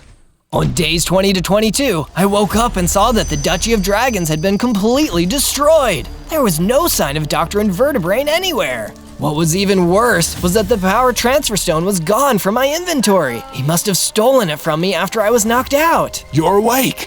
I guess Invertebrain still needs you alive. Tibernius, I'm so sorry. I was too weak to stop him. Don't worry, Zozo. I've gathered the remaining dragons and told them that you could make it up to them by giving them a new home in your base. You did? Well, how can I say no? It seems like everyone got in a whole bunch of trouble because of me. Nothing of the sort. There is still hope because of you. The faces of many dragons looked at me, and they didn't seem upset. It was like they saw me as one of their own, and not a mutant. I promise, I'll do everything I can to keep you safe at my base, or my name isn't Zozo, the mutant dragon. I spent the rest of the days gathering materials and expanding the base outward so it looked like the new Duchy of Dragons. I I added a bunch of houses for the dragons and a bridge to connect them all. I wanted to make it feel like the home they lost and provide a safe space for them. On days 23 to 26, I was searching a nearby mountain for some gold that normal dragons really like and found a hidden canyon with loads of it. The canyon seemed to be crawling with aggressive macas, which seemed to be very territorial and seems like they could deal a lot of damage. I better go out of my way to avoid a fight. I went deeper into the canyon undetected, but it turned out that some of the others weren't so lucky. I saw a zombie getting attacked by the macas. He looked like a mutant too, just like me, and was punching them with his green fists. Hey, fellow mutant, we should work together. I can help you. No way! You're just gonna try and steal my powers, aren't you? Just like Invertebrain. I promise I won't. He tried to do that to me too. It sounds like we've got a common enemy then. Okay, I'll accept a hand. I jumped in to help and used my energy blast to scatter the macas so the mutant zombies could take them out one by one with his punches. Together, we defeated all of them with ease. Thanks for the assist. I had almost given up on my fellow mutant. Here's a tip about unlocking your powers as a reward. The mutant zombie showed me how to focus my energy into my limbs like he did. Thanks to his demonstration, I could jump super high with an energy-powered wing boost. Thank you. I'll make sure to put this power to good use. If you see Dr. Invertebrain, give him the old one too for me. On days 27 to 31, I found some sheep wandering through a burnt plain. Meh. So hungry. What happened to all the grass here, guys? There was some kind of evil energy blast, and all the grass got burned up. We used to graze here all the time, but now it's gone. Don't worry, the grass is always greener on the other side of the valley. And by that I mean, my base has some grass you could eat. Meh. Thank you. The sheep and I returned to my base. I then built them an enclosure around a grassy field where they could live and eat peacefully. After that, I went to see Tibernius and noticed he had created a training area where everyone could practice sword skills. We need to be ready in case of another attack, especially because Duke Zed and his noble guard have gone missing. That's right, I almost forgot. There are still some dragons that fled the city during Dr. Invertebrain's attack. We've got to make sure to find them. I'm sure they'll turn up, but for now, we should prepare for Invertebrain's next move. Meanwhile, unknown to myself and Tibernius, the evil doctor had been growing more powerful. He had captured that mutant zombie I had met in the hidden canyon and was using the power transfer stone and the island idol to drain the zombie's powers and add them to his own. You'll never get away with this, Invertebrain. Oh, but I already have. And I'll keep transferring the powers of every other mutant to myself until I'm all powerful! On days 32 to 35, I was mining for more materials when I encountered a group of fire dragons. Are you refugees from the duchy? It's one of them mutants that destroyed the duchy. Get him! Uh-oh, they must think I'm working with Invertebrain. I used my mutant wings and glided to the other side of the group of dragons. I didn't want to attack them, so I tried a diplomatic approach. I promise that I'm the good guy. Don't lie to us, dragons. We've been deceived before. Just when I thought nothing could work, a bigger dragon appeared who looked like he was their leader. Stop this at once. Do not attack Zozo anymore. He has fought bravely to protect his fellow dragons, as I knew he would. You know my name? I know a great many things about you, young dragon, for I am Duke Zed, the Duke of all dragons. You're Duke Zed? I was told you would try to steal my powers, but I'm guessing that was another one of Dr. Invertebrain's lies. Indeed it was. He tried to turn us against each other, but the truth is that we share a strong bond. A strong bond? What did he mean by that? I had never met this dragon before in my life, but somehow, what he was saying felt like it was true in my heart. I had to know more. Duke Zed, please return to my base and tell me everything. I need to know about Invertebrain and why I've always had these mutant powers. No, I cannot. It is too risky for myself and the rest of these dragons to be out in the open, but if you need my help, you can find me in the underground. Well, that's good enough for me. For now, I'm going to let Tibernius know that you're okay, but I'll be back soon to hear more of the truth. I will be looking forward to it, young dragon. On days 36 to 39, I decided to get prepared for the next battle by getting my armor to iron. I crafted an entire set from the iron I had collected a while ago. Not too shabby if I do say so myself. I also wanted to upgrade my tools. Since I had access to several caves with iron ore deposits in them, I started from there and kept digging until I had enough iron. Wow, these are some awesome mines. I should look to see if I can find even more cool stuff. Further down in the cave, I found a treasure chest, and inside was a unique weapon, an enchanted crossbow that could fire anti-aerophage rockets at enemies. These rockets are made of parts that you can only get in the end. The explosions caused by these rockets can be useful later down the line. I went back to the base in order to show Tibernius the cool weapon that I found. When I arrived, there was another guest inside of the training area, a warped toad. Tibernius was standing by, so I knew it was okay. Hello, I'm Warpo. It is riveting to meet you. I'm Zozo. Oh, I'm well aware. Every mutant has heard of you now. You're the mutant dragon who defied Dr. Invertebrate. You're a mutant too, Warpo? Why, yes I am. There's somebody I need to take you to see. It's an old friend who has some important news about the battle between good mutants and evil mutants. You should go, Zozo. Don't worry about the base. I will defend it for you. Thanks, Tibernius. That makes me feel a lot more secure. It'll be a few days' journey, but I promise you that what they have to say is worth the journey. All right then, Warpo. Let's get a move on. On days 40 to 43, I traveled with Warpo until we arrived at the home of the person he wanted me to talk to. It turned out to be none other than the mutant zombie that I had helped before. He was now just a normal zombie because Dr. Invertebrate had drained his mutant powers. He told me everything about the power transfer stone and the island's idol. So that's what would have happened to me if I had gone through with it. Glad I avoided that. Us too. You're the only mutant whose powers come close to matching Dr. Invertebrate's. That's why he wants your powers most of all. That might be true, but how can I become more powerful than him? The last time we fought, he knocked me out easily. That's why we're here. I managed to steal back the power transfer stone while Invertebrate wasn't looking. Now we can transfer Warpo's mutant powers to you and make you stronger. Are you okay with that, Warpo? That I am. Dr. Invertebrate must be stopped, and I'm willing to give up my own powers if it means you can take him down. Then let's get to it. That's what I like to hear. Go ahead and place your hands on the stone. Just then, a giant crab burst into the house and attacked us. Hand over my brother's power transfer stone, or I'll put the squeeze on you with my claws. Your brother? Do you mean Dr. Invertebrate? Yeah, I'm Herma, his non-mutant crab brother. Even though my brother is evil and a mutant, I'm as loyal as they come. So am I, you crusty crab. Zozo, Warpo, I'll hold this guy off. Make the transfer, and hurry! And with that, the zombie who used to be a mutant pulled out a sword and started fighting with Herma. I turned to Warpo, and the two of us used the power transfer stone to give his powers to me. It worked! Now run for it! We all split up, and Herma didn't know which one of us had the stone, so he kept rampaging and wrecking the zombie's house. I was the one who had it though, and as I retreated back to my base, I could feel the strength that Warpo had given me running through my veins. I could tell I was closer than before to being strong enough to defeat Dr. Invertebrate. On days 44 to 49, Zed showed up at the base with the remaining dragons. I did my best to make sure they felt welcome. After that, I made sure no one was coming towards the base by checking the surrounding area. Once I knew everyone was safe, I met with Zed alone. I thought you were going to stay in hiding. I was, but learning of a certain powerful item changed all of that. I think that my subjects and I have discovered the key to defeating Invertebrate. Go on. We have reason to believe that there is a way to build an idol just like Invertebrate's. An idol that can amplify the power transfer stone and allow you to take his mutant powers before he takes yours. You mean I could defeat him by giving him a taste of his own power-stealing medicine? Exactly, Zozo. But it will require you to build the idol in a particular shape before you switch the power on. Whatever must be done, I'll do it. Thanks, Zed. You're actually a really cool guy. I began to build the specific structure needed to house the idol. It was important that I get this right, because I was up against one of the most powerful brains in the world. When it was prepared, I left the base in search of the rest of the idol.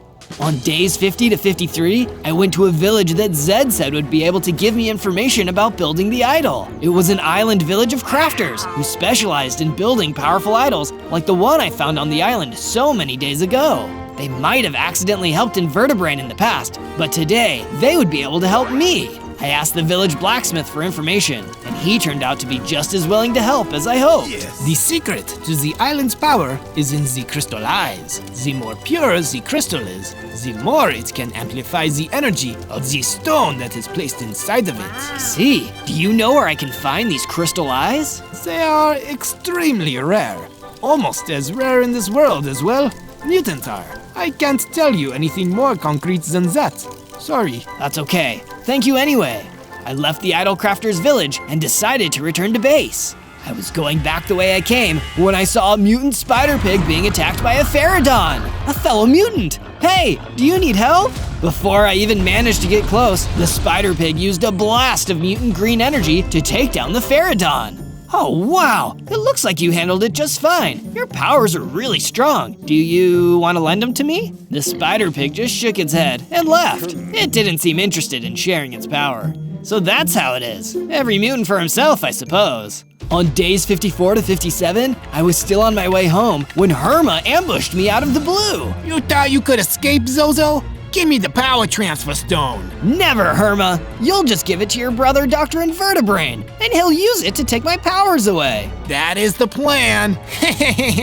His pincer attack hit me in the side, and it really hurt. I had taken a lot of damage, but fortunately, I was regenerating a lot faster than normal. This must be the power I got from Warpo, mutant regeneration. So what if you can survive more of my attacks? I'll still cut you down to size. Herma was a tough opponent, and even my mutant green energy blast wasn't able to scratch his powerful crab shell. My brother used to practice his mutant powers on me all the time, so I've become resistant to it. You're nowhere near as strong as he is. I only had one weapon left, and I needed to use it as a distraction. I blasted him with an endurophage rocket. It didn't beat him, but it hurt him enough that I had time to escape. Meanwhile, Dr. Invertebrain was fighting a bunch of Geonox in a place that I had never been before. It turned out there was more than one power transfer stone in the world, and he was going to get the other one. I should have done this a long time ago. Once I acquire the second power transfer stone, I'll outfit my idol with even greater crystallize, so I can transfer power from anywhere. On days 58 to 62, I returned to find out that my base now looked almost exactly like the old Duchy of Dragons. The fire dragons in Tibernius had been rebuilding it into a brand new capital city for the dragons, since the previous one was destroyed. I decided to join in and build a statue that would make this new home even more special for all the dragons living here. It would surely be the talk of the base when it was complete. For now, it didn't look much like it would turn out to be. I also decided to place a bunch of fire pits to keep the base well lit, even when it was dark outside. That way, no one could get lost in the dark. I went to the training area and saw that it needed more weapons, so I built a bunch of iron swords for everyone to use and handed them over to Tibernius. These are some exceptional swords, Zozo.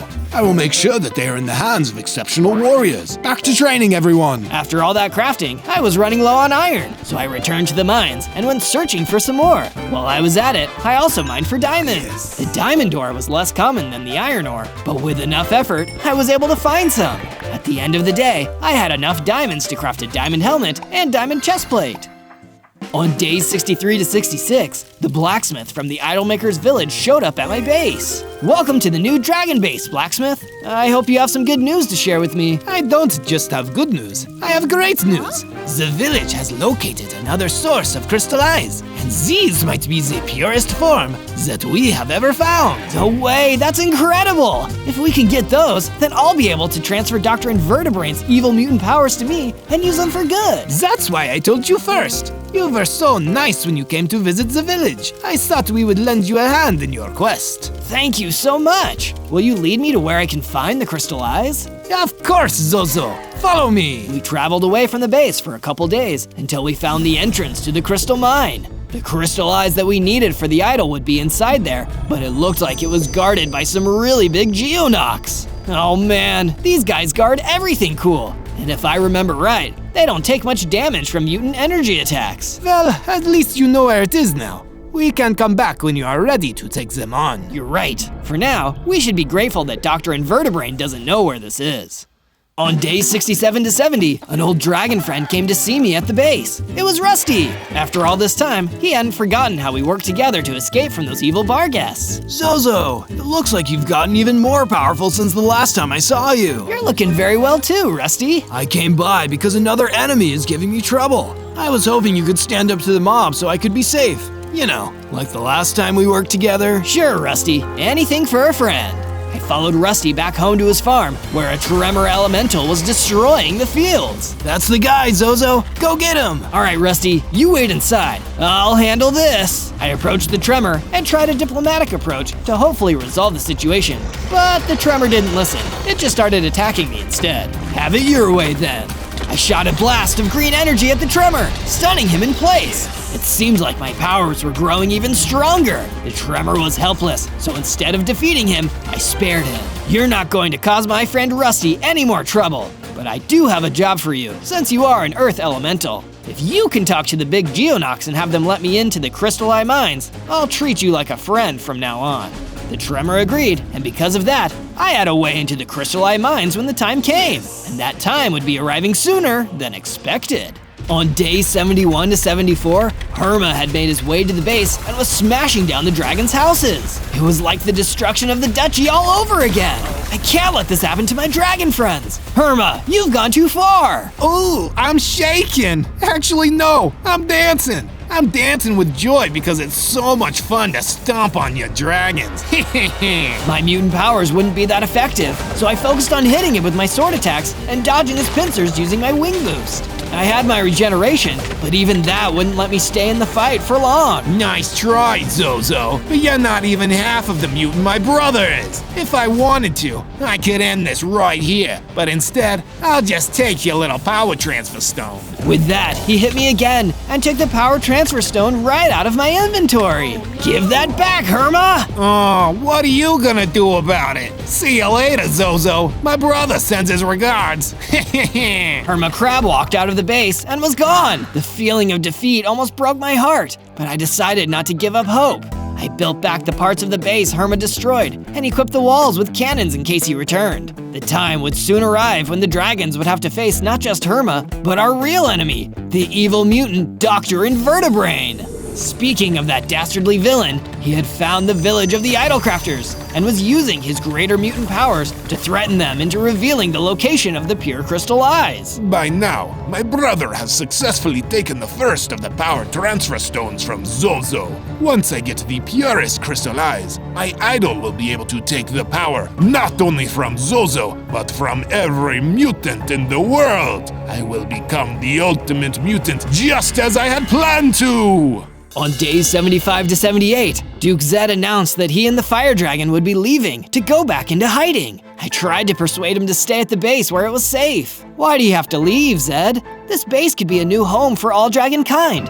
Everyone worked so hard on it. There is no point in staying here when Dr. Invertebrain could show up and destroy it, just like he did to our original home. Now that his brother Herma has the other power transfer stone, it is only a matter of time before he steals your power and becomes too powerful to stop. What if I could take the stone back from Herma before he gives it to the doctor? I know that I failed before, but I refuse to give up when everybody needs me. Very well, young dragon. I had always had high hopes for you and your courage has inspired me. Take this dragon orb. It will enhance your powers enough that you might be able to take the power transfer stone back. Duke handed me a dragon orb, and I could feel the magic giving me a new level of power. But it didn't feel the same as my mutant powers. When you said powers, did you mean my mutant powers? I mean your dragon powers.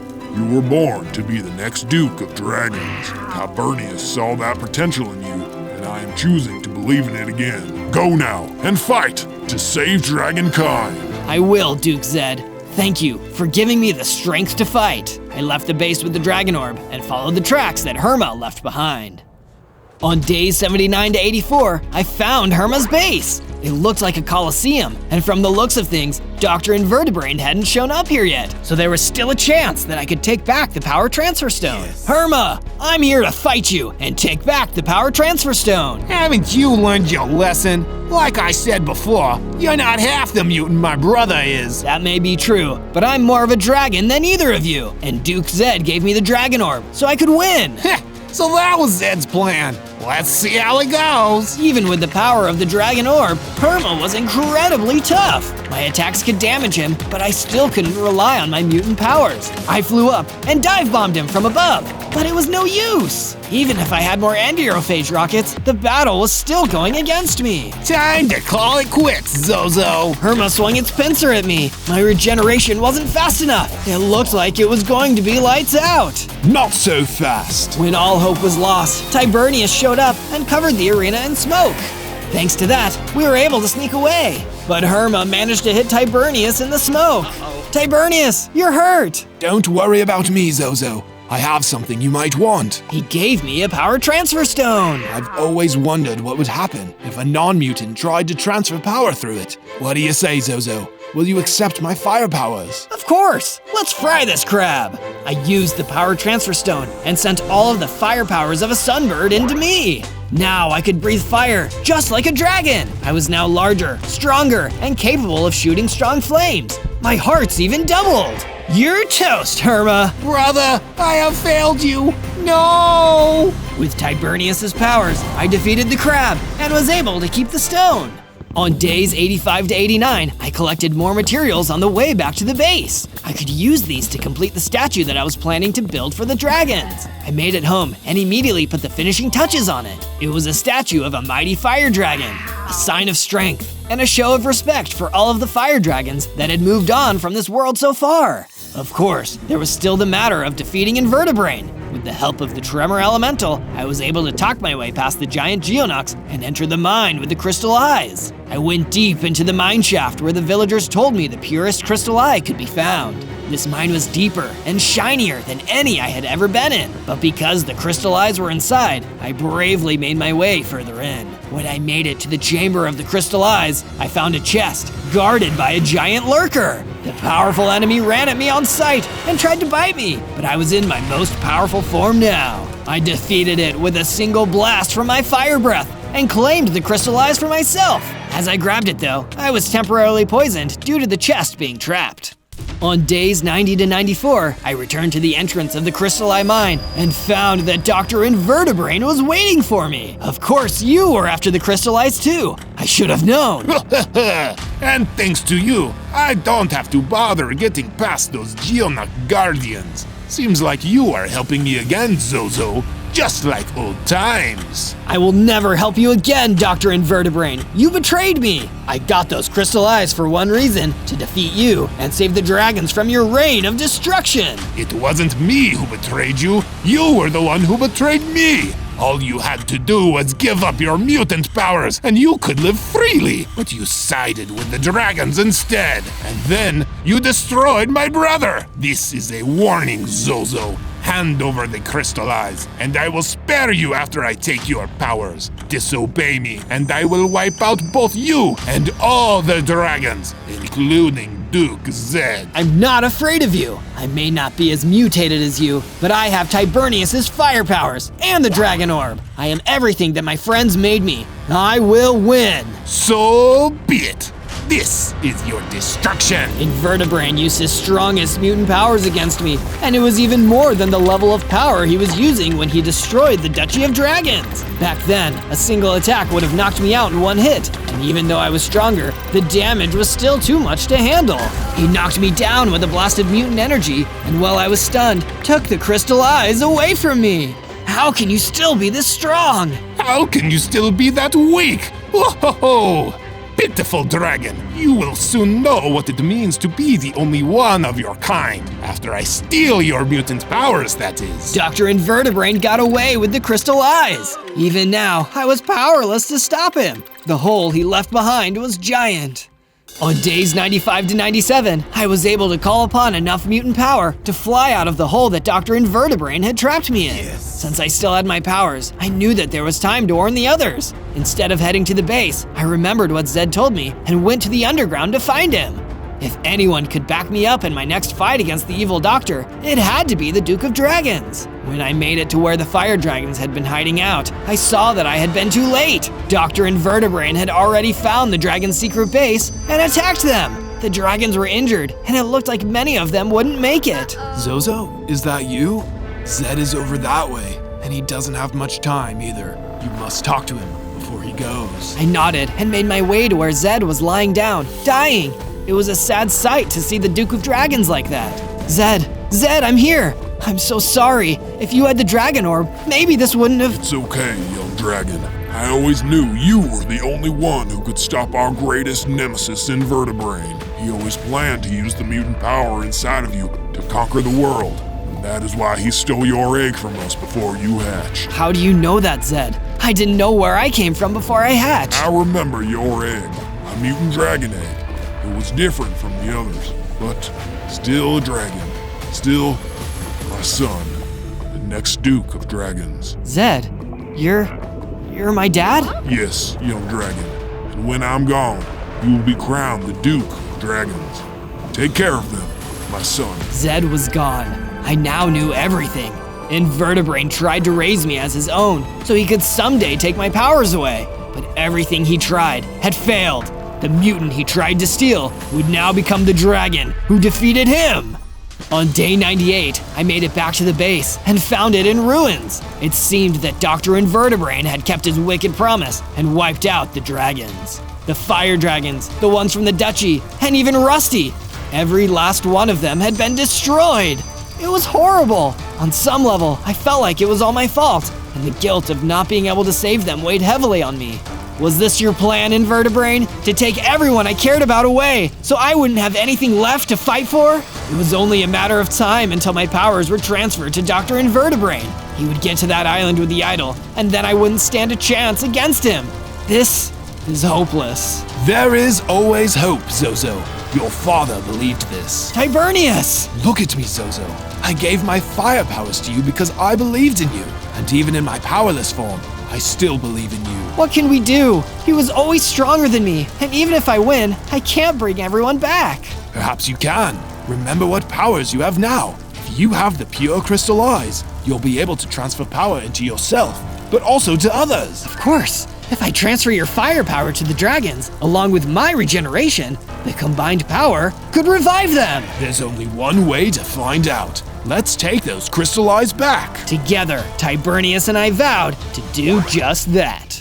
On day 99, I raced to the Idol Island to confront Dr. Invertebrain. The 2 power transfer stones and crystal eyes were floating next to the idol, and he was about to combine them. I dive-bombed over and grabbed the crystal eyes and power stones from the magic stones they were on. Zozo, you dare disobey me again? I dare. You thought you could crush my spirit, but like I've said time and time again, I don't give up. You're not thinking straight, that's why. Only I have the brains to rule this world. You should have just let me do the thinking. Your thinking stinks, Doc. I'm going to fix the damage you've done. I flew high into the sky with the crystal eyes and power transfer stones, then glided over the water to land on the mainland shore. There was no way that crab could catch up to me now. I zoomed back to the base and placed those pure crystal eyes next to the idol that I had built many days ago. Then I flipped a switch to combine them. Please work, please work! I let my powers go, and they flowed into the machine to be given to all of my fallen dragon friends. The fires within the dragons began to reignite, and they regenerated back to life. Rusty was the first to show up. He ran over to me and jumped for joy. I'm saved. You did it, Zozo. Giving us your mutant regeneration power saved us. Don't forget the fire power too, courtesy of Tibernius. You better believe I won't forget it. I feel all warm inside and fired up. Put an end to that Dr. Invertebrain once and for all. Thanks, Rusty. I'll make sure to defeat that Brainiac once and for all, and make the land safe for all mutants and dragons alike. On day 100, Dr. Invertebrain looked up to the sky and saw me flying towards him. What? What are you doing back here? After saving all of the dragons by sharing my power with them, I've come back to finish this. You're going down, Brainiac. Curse you, Zozo! If you think you can beat me now, I promise you that you are still too weak. Maybe alone I was, but not with everyone having my back. All of my friends believe in me, and I refuse to give up or let them down. I attacked and blasted Dr. Invertebrain with my flame. That wore him down enough that I could face him in close-quarter combat. We battled, mutant against mutant, hitting each other with all we had. He was strong and evil, but I didn't let up for even a moment. You tried to control me, to take everything from me. But now, I will defy you again, and it'll be the last time you order me around. Zozo! Think about what you are doing! I fired up one final blast of my remaining fire mutant energy and destroyed him! No! The battle was over. Now the rebuilding of the Dragon Duchy could begin, and all mutant and dragon kind could finally live in peace and harmony. I may have been born a mutant, but because of my heart, everyone was now free to be who they truly are.